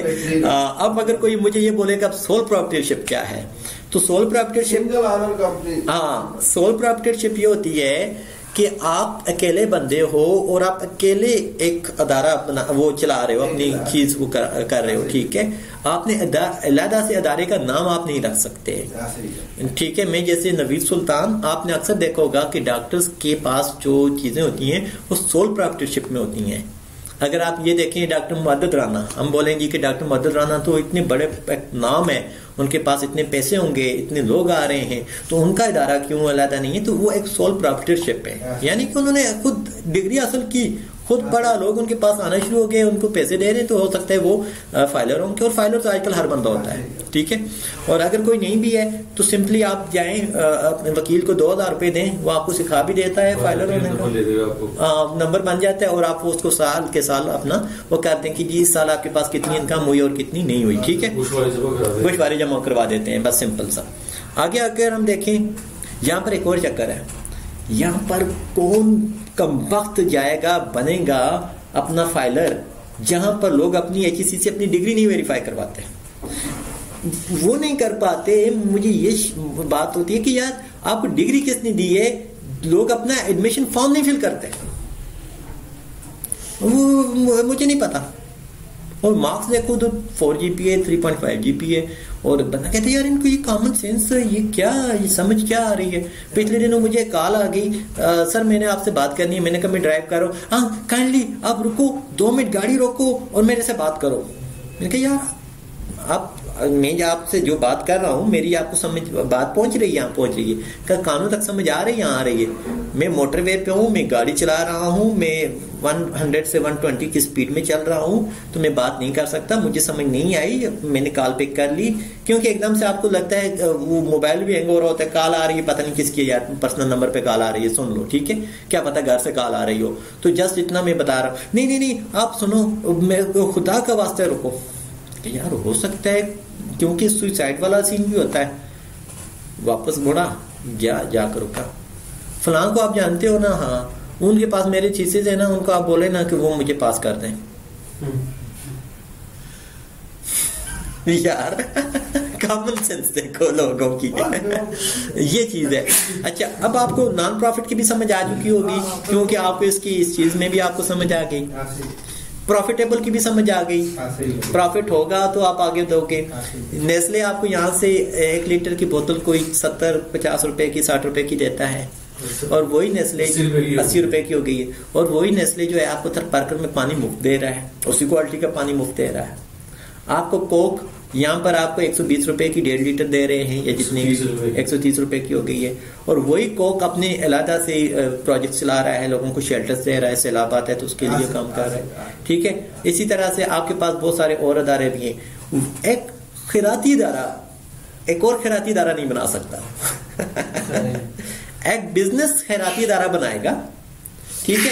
और कुछ अदारे ऐसे होते हैं कि वो अपने पास किसी और को फंड नहीं लाने देते, वो कहते हैं हम अपना ही देंगे जो भी होगा। कुछ अदारे ऐसे होते हैं जो इंडिविजुअल लेवल पे फंड्स लेते हैं, जैसे अल खिदमत ग्रुप है, इंडिविजुअल लेवल पे लोगों से पैसे लेते हैं कि यार पैसे हैं तो दे दो, हम ये काम कर रहे हैं। लोग देखते हैं यार ठीक है काम कर रहे हैं, चलता रहता है, सही है। लेकिन कुछ अदारे ऐसे होते हैं जो कि कहते हैं कि नहीं भाई हम खुद ही वो करेंगे। कृषि कंपनी है, ठीक है, उन्होंने अपने क्लिनिक्स बनाए हुए होते हैं छोटे छोटे कि यार चलो हम इस तरह से करते हैं, ऐसे बहुत सारे। इसी तरह से आप देखो, मैंने उस दिन भी बताया था कि भाई अब हम किस लेवल पर हैं। हम ओवरऑल अगर कंट्री वाइज बात करें तो हमें गरीब कंट्री में रहने वाले हैं, ठीक है। दूसरी बात यह है कि हमारे पास अदारों की कमी है। अदारों की कमी होने की वजह से हम क्या करते हैं कि उसको आगे नहीं लेके चल पाते, क्योंकि हमें उसकी टेक्नोलॉजीज की समझ नहीं आती, और हम किसी एक अदारे के साथ रुकना भी नहीं चाहते। हमें यह लगता है कि यार ये सारा को खा जाएगा, वो भाई खाएगा, वो अदारा बाकियों के लिए बनेगा, अकेले के लिए नहीं बनेगा। अगर मैं हूं यहाँ पर तो मैं भी यहाँ पर उतनी ही सैलरी लेने का हकदार हूं जितना कि एक आम उसमें ले सकते हो, जो एक लेबर लॉ बनता है, जो लॉ बनता है उससे ज्यादा मैं नहीं ले सकता, ठीक है। अब अगर मैं लॉ से ज्यादा लूंगा तो लोगों को यार ये इतना कुछ कह रहे नहीं, बाकी अदारे के रिसोर्सेज, ठीक है। मिसाल के तौर पर गाड़ी है मेरे पास, वो मैंने अदारे को एज रेंट पे दी हुई है, यूज कर रहे हैं, ठीक है। रेंट पे इसलिए कि भाई ये अदारा यूज करेगा, जाते हैं पेशेंट को पिक करके लेके आते हैं, इसको 15,000 रुपए चार्ज करो, मैं नौकर लगा हूं क्लिनिक का, ठीक है। मैं तो एक अलग से सर्विस दे रहा हूं, मैं तो इसको अलग से चला रहा हूं। कल जब इसके पास पैसे आएंगे और मेरे पास से मैं इससे पैसे कैसे निकालूंगा, ठीक है। अब ड्राइवर बन के मैं जाता हूं तो ड्राइवर की फीस डालो, ठीक है। तो इसका मतलब यह हुआ कि आपने अदारे को, इसी तरह से लोग अपने अदारों से फिर पैसे निकालते हैं कि भाई हमने ये चीज की थी, हमने ये सर्विस दी थी, और अपने पैसे को भी रेगुलेट कर रहे होते हैं। वो गलत नहीं है, ये चीज भी है कि आपके पास जब इनकम आ रही है आप उसको चला रहे हो, वो रेगुलेट करना उसमें वो नहीं है। एक और चीज भी मैं आपको ये बता दूं, ये इंटरनेशनल ट्रिप्स जो होते हैं, आप देखें सामी कंपनी है, फिरोजसान है, कितनी बड़ी बड़ी कंपनियां है मेडिसिन की, ये लोगों को ट्रिप करवा रही है, कोई क्या नाम है थाईलैंड भेज रहा है, कोई किधर भेज रहा है, अमेरिका तक भेज रहे होते हैं। तो वजह क्या होती है, वो प्रॉफिटेबल ऑर्गेनाइजेशन होती हैं और अपने स्टाफ को फैसिलिटेट करने के लिए करते हैं। फिर उसके बाद अपने पोटेंशियल कस्टमर्स को वो करते हैं, डॉक्टर्स को लेकर जाते हैं, मेडिकल लैब्स को लेकर जाते हैं, ठीक है, कम्युनिटी में से स्टेक होल्डर्स को लेकर चले जाते हैं। वजह ये होती है कि अपने उस अदारे में से जो उनकी इनकम होती है उसको मेंटेन करने के लिए, ठीक है। आगे हम चलते हैं, नॉन गवर्नमेंट ऑर्गेनाइजेशन की भी समझ आ गई जी। अच्छा, आगे हम चलते हैं जी। कहते हैं जी company not for profit under the companies act 2017, ठीक है। और इसके तहत अभी आजकल हम इसके अंदर रजिस्टर्ड होते हैं, ठीक है। बहुत जबरदस्त सिस्टम है, कोई मुश्किल ही नहीं होती। आपको इतनी ज्यादा 1200 रुपए की फीस लेते हैं और इतनी बड़ी आपके पास सिस्टम आ जाता है। आपके पास सिर्फ एक शनाख्ती कार्ड होना चाहिए, एक उसकी कॉपी होनी चाहिए। आप जस्ट एंट्री करते हो, आपके नाम पर कंपनी रजिस्टर्ड हो जाती है, आप सीईओ साहब बन जाते हो। अब उसको रन करो, चलाओ, ठीक है। और जितना उस कंपनी के अंदर टर्न आउट होगा, पैसा जाएगा और आएगा, जाएगा और आएगा, उतना ज्यादा उस कंपनी की वैल्यू बढ़ेगी, उतना ज्यादा आपको अदारे लोन देंगे। लोन लेने के हक में मैं नहीं हूं, बैंकक्रप्ट अल्लाह पाक किसी को भी ना करे, लेना ही नहीं चाहिए, लेकिन मैं आपको एक स्पोर्ट बता रहा हूं कि आपको ये मिल सकती है। इसी तरह से अब आप ये देखो कि जब हम उसमें मजीद आगे चलते हैं तो आपको बाकी कंपनियां सपोर्ट करती हैं। अभी आप ये देखो कि मुख्तलिफ जगहों पर जब आप करते हो, अब हम SCCP के साथ बात करें, भाई हमें ना यहाँ पर ये बता दो कि पाकिस्तान में कितनी रजिस्टर्ड कंपनियां हैं मेंटल हेल्थ की, और उनमें से जो स्ट्रॉन्गेस्ट हैं टॉप 10 की हमें आप वो करके दे दो, तो अल्लाह के फजल से आपको HLPS मिलेगा। हालांकि स्ट्रॉन्गेस्ट नहीं है हम, डॉक्यूमेंटेड स्ट्रॉन्गेस्ट है, क्योंकि चीजें क्लियर है, जो भी काम कर रहे हैं वो क्लियर हो रहा है, उसके उनके पास रिकॉर्ड जा रहा है कि भाई ये चीज आ रही है, ये इसका बैंक रिकॉर्ड है, हाँ जी ठीक है। और इसी तरह से एक अदारा बहुत बड़ा है, बहुत बड़ा अदारा है, 10 कनाल पे बना हुआ होगा, अरबों रुपए आ रहे होंगे, अरबों रुपए जा रहे होंगे, लेकिन ऑन रिकॉर्ड नहीं है, रेगुलेटेड नहीं है, तो वो हुकूमत के पास कुछ भी नहीं है। हुकूमत जाकर उसको बंद कर देगी कि भाई ये इसको बंद करो, आप इसको हम जो कहते हैं उसको करो, क्योंकि आप हमारी कम्युनिटी में काम कर रहे हो। और हुकूमत कौन होती है? पब्लिक होती है, अवाम होती है, हम सारे होते हैं, ठीक है। आगे हम चलते हैं। डॉक्यूमेंटेशन आपको कितनी की जरूरत होती है? कुछ भी नहीं जरूरत होती है। आपको 25,000 रुपए का बैंक चलान जरूरत होता है, वो भी इसलिए कि जब आप उसको क्या नाम है रजिस्टर्ड करने लगते हो, नॉट फॉर प्रॉफिट वाले को। प्रॉफिट वाली के लिए आपको 1 लाख रुपए अपने कंपनी अकाउंट में रखने पड़ते हैं। आप 1 महीने से ऊपर ना जाओ, 1 लाख रुपए उसके अंदर होना चाहिए, क्योंकि आगे फिर शेयर्स का नाम आपने सुना होगा, लिस्टेड और अनलिस्टेड कंपनीज होती है। मैं साइकोलॉजिस्ट का और वकील ज्यादा बन गया अब, ठीक है। नहीं देखो, ये चीजें मैं नहीं बताऊंगा, बहुत आसान सा सिस्टम है, बहुत आसान सा है, लेकिन लोग पता है क्या है, समझ नहीं आती है। और पता है क्या, कोई एक और इल्म वाला आपसे खा पी लेता है, ठीक है। अच्छा, अभी यहाँ पर ये होता है कि जब आप किसी बगैर प्रॉफिट का आप यूज कर बना रहे हो, तो मैं तो ये इस चीज के हक में नहीं हूँ कि पहले आपके क्लिनिक रजिस्टर्ड करवाओ, आप सोल प्रॉपर्टरशिप में जाओ। सोल प्रॉपर्टरशिप का आपके अपने नाम पर एक 1 मैन शो, और उसके बाद जब आप जाते हो, लेकिन जब आपके पास पैसा होता है, आप मजीद आगे जाते हो, तो आप उसको बता सकते हो कि भाई ये मैं अब कंपनी इसको रजिस्टर्ड करना चाह रहा हूँ, मैं इसको SCCP कर रहा हूँ, या मैं इसको आप अपग्रेड कर सकते हैं। और अगर आप इसके में जाएंगे तो आपको 10,000 एनुअली भी देना पड़ेगा, SMC सिंगल मेंबर कंपनी। और एक और चीज मैं आपको बताऊं, LLC के नाम से भी एक होता है, लिमिटेड लायबिलिटी कंपनी, जिसको वो शायद अनवर चला रहा है, वो तो उसे बता रहा है जी ओ पाकिस्तानी ओ गरीबो, ठीक है, और चला रहा है तो LLC पाकिस्तानी सोल प्रॉपर्टरशिप है एक तरह की ठीक है, कि यानी कि आप उधर से टैक्स बचा रहे हो और लोगों को कह रहे हो गरीबों। तो इसमें यह चीज भी होती है कि आपके पास जब SMC में, सिंगल मेंबर कंपनी में, प्राइवेट लिमिटेड भी इसको बोलते हैं, प्राइवेट लिमिटेड में जब आपके पास तमाम बैंक SMC प्राइवेट लिमिटेड भी है, ठीक है, आपके पास अभी तो सारे अदारे इसी तरह से आ रहे हैं जो भी ग्रो कर सकता है ये। और इसमें यह होता है कि आप इसकी ब्रांचेस बना सकते हो, इसकी सोल प्रॉपर्टरशिप के आप ब्रांचेस नहीं बना सकते, आप अकेले होते हो, क्योंकि आप अकेले हैं तो आप ही का पूछा जाएगा आप कहाँ पर बैठते हो, ठीक है। और SMC में ये होता है कि आप एक इदारा से अलग से बनाते हो कि भाई अगर मैं नहीं हूं तो मेरी जगह पर फलां बंदा है और ये काम कर रहा है, ठीक है। अच्छा, फिर इसी तरह से कहते हैं जी कि things to be maintain, company जो ऑडिट रिपोर्ट्स आपने बनानी है हर कंपनी के लिए, आपको ऑडिट रिपोर्ट हमारी भी पड़ी नजर आ रही होगी, मैंने उस दिन आपको दिखाई भी थी। प्रोजेक्ट कंप्लीटेड, जो आपने प्रोजेक्ट कंप्लीट किए हुए हैं, ठीक है, जो आपका टर्नओवर होता है, हाँ, प्रोजेक्ट अंडर प्रोसेस, ठीक है, वो कौन कौन से, bank accounts and list of office bearers, ठीक है, members along with the contact numbers must be provided to the register every year, जो अभी हमने इसमें वो कर दिया हुआ है। आर्टिकल ऑफ एसोसिएशन, ठीक है, ये भी हमारे पास बने बनाए होते हैं, मैं आप लोगों को शेयर भी कर देता होता हूँ, अदरवाइज हमारी वेबसाइट पर भी मौजूद होगा। लेकिन ये बहुत लंबी अगली चीजें हैं, अगले मराहल की हैं। पहले वही बात है कि साइकोलॉजिस्ट तो बन जाए, पहले उन चीजों को समझ जाए, ठीक है। अभी आपको पता है ये जो लोग मुझे तंग कर रहे होते हैं वो किन चीजों में फंसते हैं, वो इन चीजों में फंस जाते हैं। अमूमन उठते हैं, उनको लगता है जी कि ये फेसबुक पे आ गया हुआ है, इसको वो कर दें, जब टांग अड़ाते हैं तो मैं उठ के इसके ऊपर एक केस डाल देता हूँ, ये ले। अब उसमें क्या होता है, वो अगले दिन बंद करके निकल जाते हैं। उसकी और बहुत सारी मसाले हैं, मैं उनके अब नाम यहाँ पर नहीं लेना चाहता, नाम लो तो फिर एक और पॉपुलर हो जाते हैं ना, ठीक है। तो इस तरह से ये है कि बहुत सारे लोगों ने तंग करना शुरू किया। उनको ये लग रहा होता था कि शायद ये यहाँ से रजिस्टर्ड ना हो, शायद ये यहाँ से ना हो। कोई बात नहीं, आप अपने जो कमजोर एरियाज होते हैं उनके ऊपर लाजमी काम करो। और सबसे अहम चीज, आप अपने पेशेंट्स को कंट्रोल में रखो।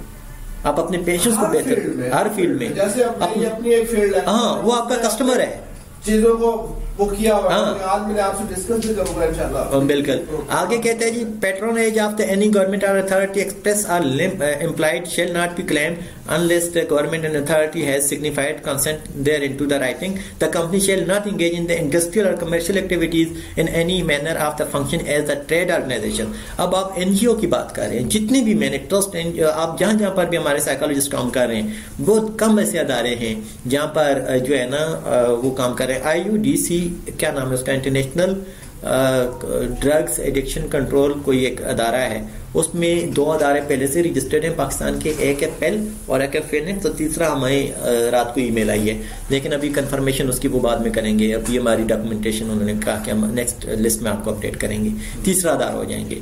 यानी कि आप अपनी इन चीजों की तरफ अब जब जाओगे तो आपको फायदा होगा। लेकिन एनजीओ का कहता है कि वो कभी भी कमर्शियल एक्टिविटीज में नहीं होगा। आप लोगों को ट्रेनिंग करवाओगे तो उससे पैसे नहीं लोगे, आप उनको सर्विस दोगे तो उससे पैसे नहीं लोगे। अब चिट का कहते हो कि ये चिट फीस हम लेते हैं, चिट फीस में भी आप पैसे नहीं ले सकते, फ्री ऑफ कॉस्ट। आप जाओ, हम उस दिन सरकारी अस्पताल में गए, कोई चिट नहीं है, कुछ भी नहीं है, ठीक है। कितनी एनजीओ के साथ काम किया, कभी किसी में चिट का नाम नहीं लिया, लेकिन लोग एक पैसा बनाने के लिए वो कर रहे होते हैं कि यार हमारे पास आजकल फंड्स नहीं है, फंड्स नहीं है तो बंद करो, ऐसे ही बंद कर दो ना। फंड्स नहीं है तो बंद करो, फंड है तो दोबारा से चला लेना, रिज्यूम कर लेना, पास कर दो, ठीक है, फ्रीज करवा दो अपनी कंपनी को, ठीक है। लेकिन ये जो है ना, ये इसी तरह से जब आप काम करते हो तो फिर आपको मजीद चीजें जो है ना बेहतर होती जाती है। The income of any profit of the company shall be applied solely towards the promotion of the company only, not to the promoter by any means whatsoever, ठीक है। यानी कि जो कुछ भी उसके अंदर प्रॉफिट होगा कंपनी की प्रमोशन के लिए आप कर सकते हो, आप किसी और काम के लिए नहीं कर सकते। किसी और को पैसे दे दो, क्या हुआ? अच्छा बस सही है, बंद तो नहीं हुआ? नहीं, वार्निंग दिया। अच्छा देखो वो वार्निंग में से चल रहा है, वार्निंग को क्लोज नहीं कोई हाथ नहीं लगाना, सॉरी चल रहा है सर। नहीं मुझे कल बन जाता है, नहीं चल रहा ना, ये देखो इसको क्लोज करना है। मैंने कहा था मैं क्लोज कर दूं। अच्छा जी, तो समझ आ गई यहाँ तक की? आगे हम चलते हैं। The company shall comply with all the terms and condition imposed by law by the regulator. जो भी आपके रेगुलेटर्स हैं, चेक करें, आवाज नहीं आ रही है क्लास में। अभी सही होगी, अभी आ रही होगी, हाँ ठीक है। तो अब आपने जो उस पे हैं वो रेगुलेटर्स के मुताबिक आपने काम करना है, उनसे हट के आपने नहीं करना, जो टर्म्स एंड कंडीशंस है उसको काम। और यहाँ पर वन मैन शो हो ही नहीं सकता। प्रॉफिटेबल कंपनी जो कि हमारी HLPS है, a private limited company which may be a single member company, ठीक है, अकेला बंदा भी इसको रन कर सकता है। ए पब्लिक लिमिटेड कंपनी विच में बी लिस्टेड और अनलिस्टेड, स्टॉक एक्सचेंज में आप जा भी सकते हो और नहीं भी जा सकते। ए फॉरेन कंपनी किसी और मुल्क की भी हो सकती है, ठीक है। आगे हम चलते हैं। इसके ये कौन कौन सी हो सकती हैं? IT के रिलेटेड हो सकती हैं, कंस्ट्रक्शन कंपनीज हो सकती हैं, आपने देखा होगा क्या नाम है उनका, फ्रंटियर वर्क्स ऑर्गेनाइजेशन है, FWO है, और कौन कौन सी है, मक्स है, अबीब रफीक है, बिन लादेन कंपनी है। अच्छा फिर इसके बाद रियल स्टेट इन्वेस्टमेंट है रिलेटेड कंपनी है, जिस तरह से आपकी है, ठीक है। रियल स्टेट का बहुत ज्यादा है, real estate development related companies. अच्छा यहाँ पर मजे की बात यह कि रियल स्टेट कंपनी होना एक अलग चीज है, और अगर आप उस अदारे के उस मुतलका जिस रीजन में आप काम कर रहे हैं, जिला इंतजामिया की NOC लेने की अलग चीज है, वो भी एक अलग कहानी है, ठीक है। तो आप प्रोजेक्ट्स के अंडर आता है ना, वो कंपनी के अंडर नहीं आता, नहीं प्रोजेक्ट्स है। हाँ वो मैं आपको एक और चीज बताता हूँ, क्योंकि उस दिन ना मैं बेस देख रहा था एक बंदे की, वो कह रहे हैं जी हम रजिस्टर्ड हैं जी, ये वो है, तो वो एनओसी मैंने कहा यार देखो किस तरह से लोगों को उल्लू बना रहे हैं ये। वो प्रोजेक्ट बेस होती है, प्रोजेक्ट बेस्ड होती है। अच्छा, travel and tour related companies होती हैं, जिस तरह से आपकी टेक्सटाइल रिलेटेड कंपनीज हैं, ठीक है। फिर इसी तरह से garments and apparel related companies हैं, होम फर्निशिंग कंपनीज हैं, कॉस्मेटिक्स एंड टॉयलेटरीज हैं, ठीक है। Agriculture and agricultural products and related companies. आप कोई भी कंपनी जब बना दोगे इतनी जिंदगी आसान हो जाती है, आप सोच नहीं सकते, ठीक है। और टेंशन आपको होगी, लेकिन आपको थोड़ी बार से के बाद खत्म हो जाएगी वो टेंशन। आपको पता होगा कि यार ये चीज करने के बाद हमें कोई इसमें परेशानी नहीं होनी। इसी तरह से इलेक्ट्रॉनिक रिलेटेड कंपनीज हैं, ठीक है, टेलीकम्युनिकेशन रिलेटेड कंपनीज है। अब आपकी चाहे मोबाइलिंग की कंपनी है चाहे आपकी छोटी सी कंपनी है, दोनों डॉक्यूमेंटेड के हिसाब से एक जैसी होंगी। पैसा आता जाएगा ऊपर जाते जाएंगे, पैसा नहीं आता जाएगा नीचे आते जाएंगे, बात खत्म। बिल्कुल। Leather and leather goods related companies है, फार्मास्यूटिकल कंपनीज है, health and care related companies है, और साइकोलॉजी की हेल्थ एंड केयर के अंदर आएगी, ठीक है। आगे इसी तरह से मैन्युफैक्चरिंग कंपनी है, सर्विसेज ओरिएंटेड कंपनीज हैं, ठीक है। इसी तरह से health care industries are called medical industry और हेल्थ इकोनॉमी, ये भी आपके पास है। और इसका जो जीडीपी है ये 10% of the gross domestic product. आपकी जितनी भी कंपनीज आपको मैंने बताई, ये जितनी भी बताएंगे, और यहाँ पर ये सैकड़ों की तादाद में है, और इनमें से 10% सिर्फ आपका हेल्थ केयर कंपनीज कवर कर रही हैं। इसका मतलब ये हुआ कि अब आप ये देखो, आप गोरी टाउन से अंदर एंटर होते हो, आप डॉक्टर्स की क्लिनिक्स देखो, आप रिहेबिलिटेशन सेंटर्स देखो, आप साइकोलॉजी के क्लिनिक देखो, आप मेडिकल स्टोर्स देखो, आप अस्पताल देखो, कितने ज्यादा हैं। आपको पता है 33% जो है वो आपकी जीडीपी आपकी ट्रैवल इंडस्ट्री ट्रैवल कर रही है, हमारी इंडस्ट्री जो बिल्कुल बिल्कुल। और 10% जो है आपको ये कह रहा है, तो इसका मतलब ये कि ये अच्छी खासी तादाद में आपके पास इनकम हो सकती है। यानी कि अगर 100 रुपए आ रहा है कहीं पे, तो 10 रुपए तो वो खाली उनको ही दे रहे हैं, हेल्थ वालों को दे रहे हैं, ठीक है। और आगे हम चलते हैं, और मजे की बात यह है कि इन चीजों के ऊपर आप काम करते हो तो ट्रस्ट बनता है, और ट्रस्ट आगे मजीद बढ़ता ही जाता है, बढ़ता ही जाता है। अगर आप कहीं से लेक कर रहे होंगे तो लोग आपको बोलेंगे। सिंपली मैं आपको एक मिसाल देता हूँ, नवाज शरीफ के साथ क्या हुआ, ऑफशोर कंपनी का सिलसिला बना, ठीक है, क्योंकि उन्होंने परवाह नहीं की, भले उसके नाम पर है या नहीं है, फंस गया ना, खराबी हो गई। इसी तरह से इमरान खान के साथ क्या हुआ, पता नहीं चला, क्योंकि आपके जो मुकाबले में लोग होते हैं वो आपकी कमजोरियां बढ़ाने की कोशिश कर रहे होते हैं, और आपके जो साथ में लोग होते हैं, अगर आपको खुद उधर ध्यान नहीं जा रहा तो आपके लोगों का ध्यान उधर जाना चाहिए, अदरवाइज कहीं ना कहीं से आप खराबी का बायस बन जाते हो, ठीक है। और आपकी वो तमाम तर चीजें। अच्छा, एक और चीज भी होती है, हुकूमत के पास एक बटन तक का होता है, वो एक बटन दबाते हैं, इसको सील कर दो, मोनाल आपका सील कर दिया उन्होंने, ठीक है। नहीं, ये कुछ अर्सा पहले। तो वजह क्या होती है, क्योंकि आपके अदारे जो होते हैं वो एक कानून के तहत होते हैं, और हुकूमत ने क्लियर किया, यानी कि वो अदालत ने क्लियर किया तो चल गया, ठीक है। तो इसका मतलब ये है कि आप, और जो अदारा है ही नहीं, जो रजिस्टर्ड ही नहीं है, कहीं पे कानूनी उसमें है ही नहीं है, उसको तो वो आकर एकदम से वो कहेंगे कि ये क्या था, जेली काम हो रहा था यहाँ पर, ठीक है। अच्छा, फिर इसी तरह से मजीद अगर आप देखें, बेस्ट फॉर साइकोलॉजिस्ट कौन सी होती है, सिंगल मेंबर कंपनी है या सोल प्रोप्राइटरशिप है, जो मैं पहले भी बता चुका हूँ, सोल प्रोप्राइटरशिप भी है। और उसके बाद टाइप्स ऑफ कंपनीज हैं, ये सब लोगों के असाइनमेंट है कि कंपनीज की, आप अगर एक कंपनी बनाना चाहते हैं तो उसको आप कैसे बना सकते हैं। रात को 8 से 9 बजे के लेक्चर में या सेशन में आप लोगों ने डिस्कस करना है, वो भी मैं आपको लिंक शेयर कर दूंगा, कोई इतना वो नहीं होता, ठीक है, जस्ट आपने क्लिक करना होता है और ओपन हो जाता है। और इस यहाँ पर आप देखें कि दोनों को मैंने एक्सप्लेन कर दिया, सिंगल मेंबर कंपनी कौन सी और सोल प्रोप्राइटरशिप कौन सी है। सिंगल सोल प्रोप्राइटरशिप के लिए किसी किस्म की कोई वो जरूरत नहीं होती रजिस्ट्रेशन की, ठीक है, नॉट कंसिडर सेपरेट एंटिटी, अलग से नहीं होती, अनलिमिटेड लाइबिलिटीज होती हैं, ठीक है। फिर उसके बाद सोल प्रोप्राइटरशिप होती है, मैक्सिमम एक बंदा ही इसको रन करता है। और सिंगल मेंबर में अगर हम देखें, और ये रजिस्टर्ड होती है, सेपरेट लीगल एंटिटी होती है, limited to extent of the share capital होती है, आप दूसरे से लोन लेके उसको भी आप लेकर अपने पार्टनर बनाकर ले सकते हो, एक बंदे से लेकर 2 बंदों तक। सोल प्रोप्राइटरशिप में भी रजिस्टर्ड होती है आजकल? नहीं, रजिस्टर्ड होती है लेकिन कंपलसरी नहीं है, ठीक है, लेकिन होती है, मतलब वो कर सकते हो, क्योंकि इसको अगर आप रजिस्टर्ड नहीं करते तो उधर से आप अपना फाइलर भी तो हो ना। जब आप फाइलर हो तो फिर उसको पता होता है कि यार ये ऑलरेडी पैसे यहाँ से ला रहा है तो हमें क्या जरूरत है, फाइलर होना जरूरी है, फाइलर होना जरूरी है, फाइलर होना हर बंदे के लिए जरूरी है, हर बंदे के लिए। क्योंकि आजकल आपको पता भी नहीं चलता कि आपको कोई बंदा पैसे दे रहा है। मिसाल के तौर पर मुझे कोई कहता है कि यार ये 50,000 रुपए ये मेरे घर में दे दो, मैं ले लेता हूँ उससे, उसके घर में दे देता हूँ। अब वो कोई लीगल उसमें कुछ भी नहीं आया, लेकिन जो ही वो मैंने बैंक के थ्रू कर लिए तो मैं आ गया, फाइलर में आ गया। ठीक है, कल हुकूमत मुझे पूछे कि ये पैसे कहाँ से आए थे और क्यों आए थे। इसीलिए हर बैंक के पास एक सिस्टम होता है, एक तो उन्होंने प्रीपेड लिखा हुआ भी होता है और सम टाइम उन्होंने साथ में एक स्टेटमेंट का भी लिखा हुआ होता है, ये पैसे कौन से हैं, आप उनको जस्टिफाई कर सको, ये दूसरे बंदे को आप क्यों दे रहे हो या उससे क्यों ले रहे हो। कहीं भी जब ट्रांसफर होता है ना, उसमें कहते हैं जी मेडिकल सर्विसेज, ट्रेड सर्विसेज कभी भी नहीं लिखना है। ठीक है, हाउस होल्ड का अगर आपको हाउस होल्ड के लिए आ रहे हैं ताकि आपको कल कोई परेशानी ना हो। यानी कि हुकूमत आपको हर तरह से प्रोटेक्ट करने की कोशिश करती है। इसी तरह से मजीद अगर हम देखें ये process of the registration practical, तो ये अब आप लोगों ने एक फर्जी तौर पर एक क्लिनिक रजिस्टर्ड करना है और जो है ना शाम को हम इसके ऊपर डिस्कशन करेंगे इंशाल्लाह ताला। तो उम्मीद करता हूं कि यहां तक कि आपको समझ आई होगी। ठीक है, इसको मैं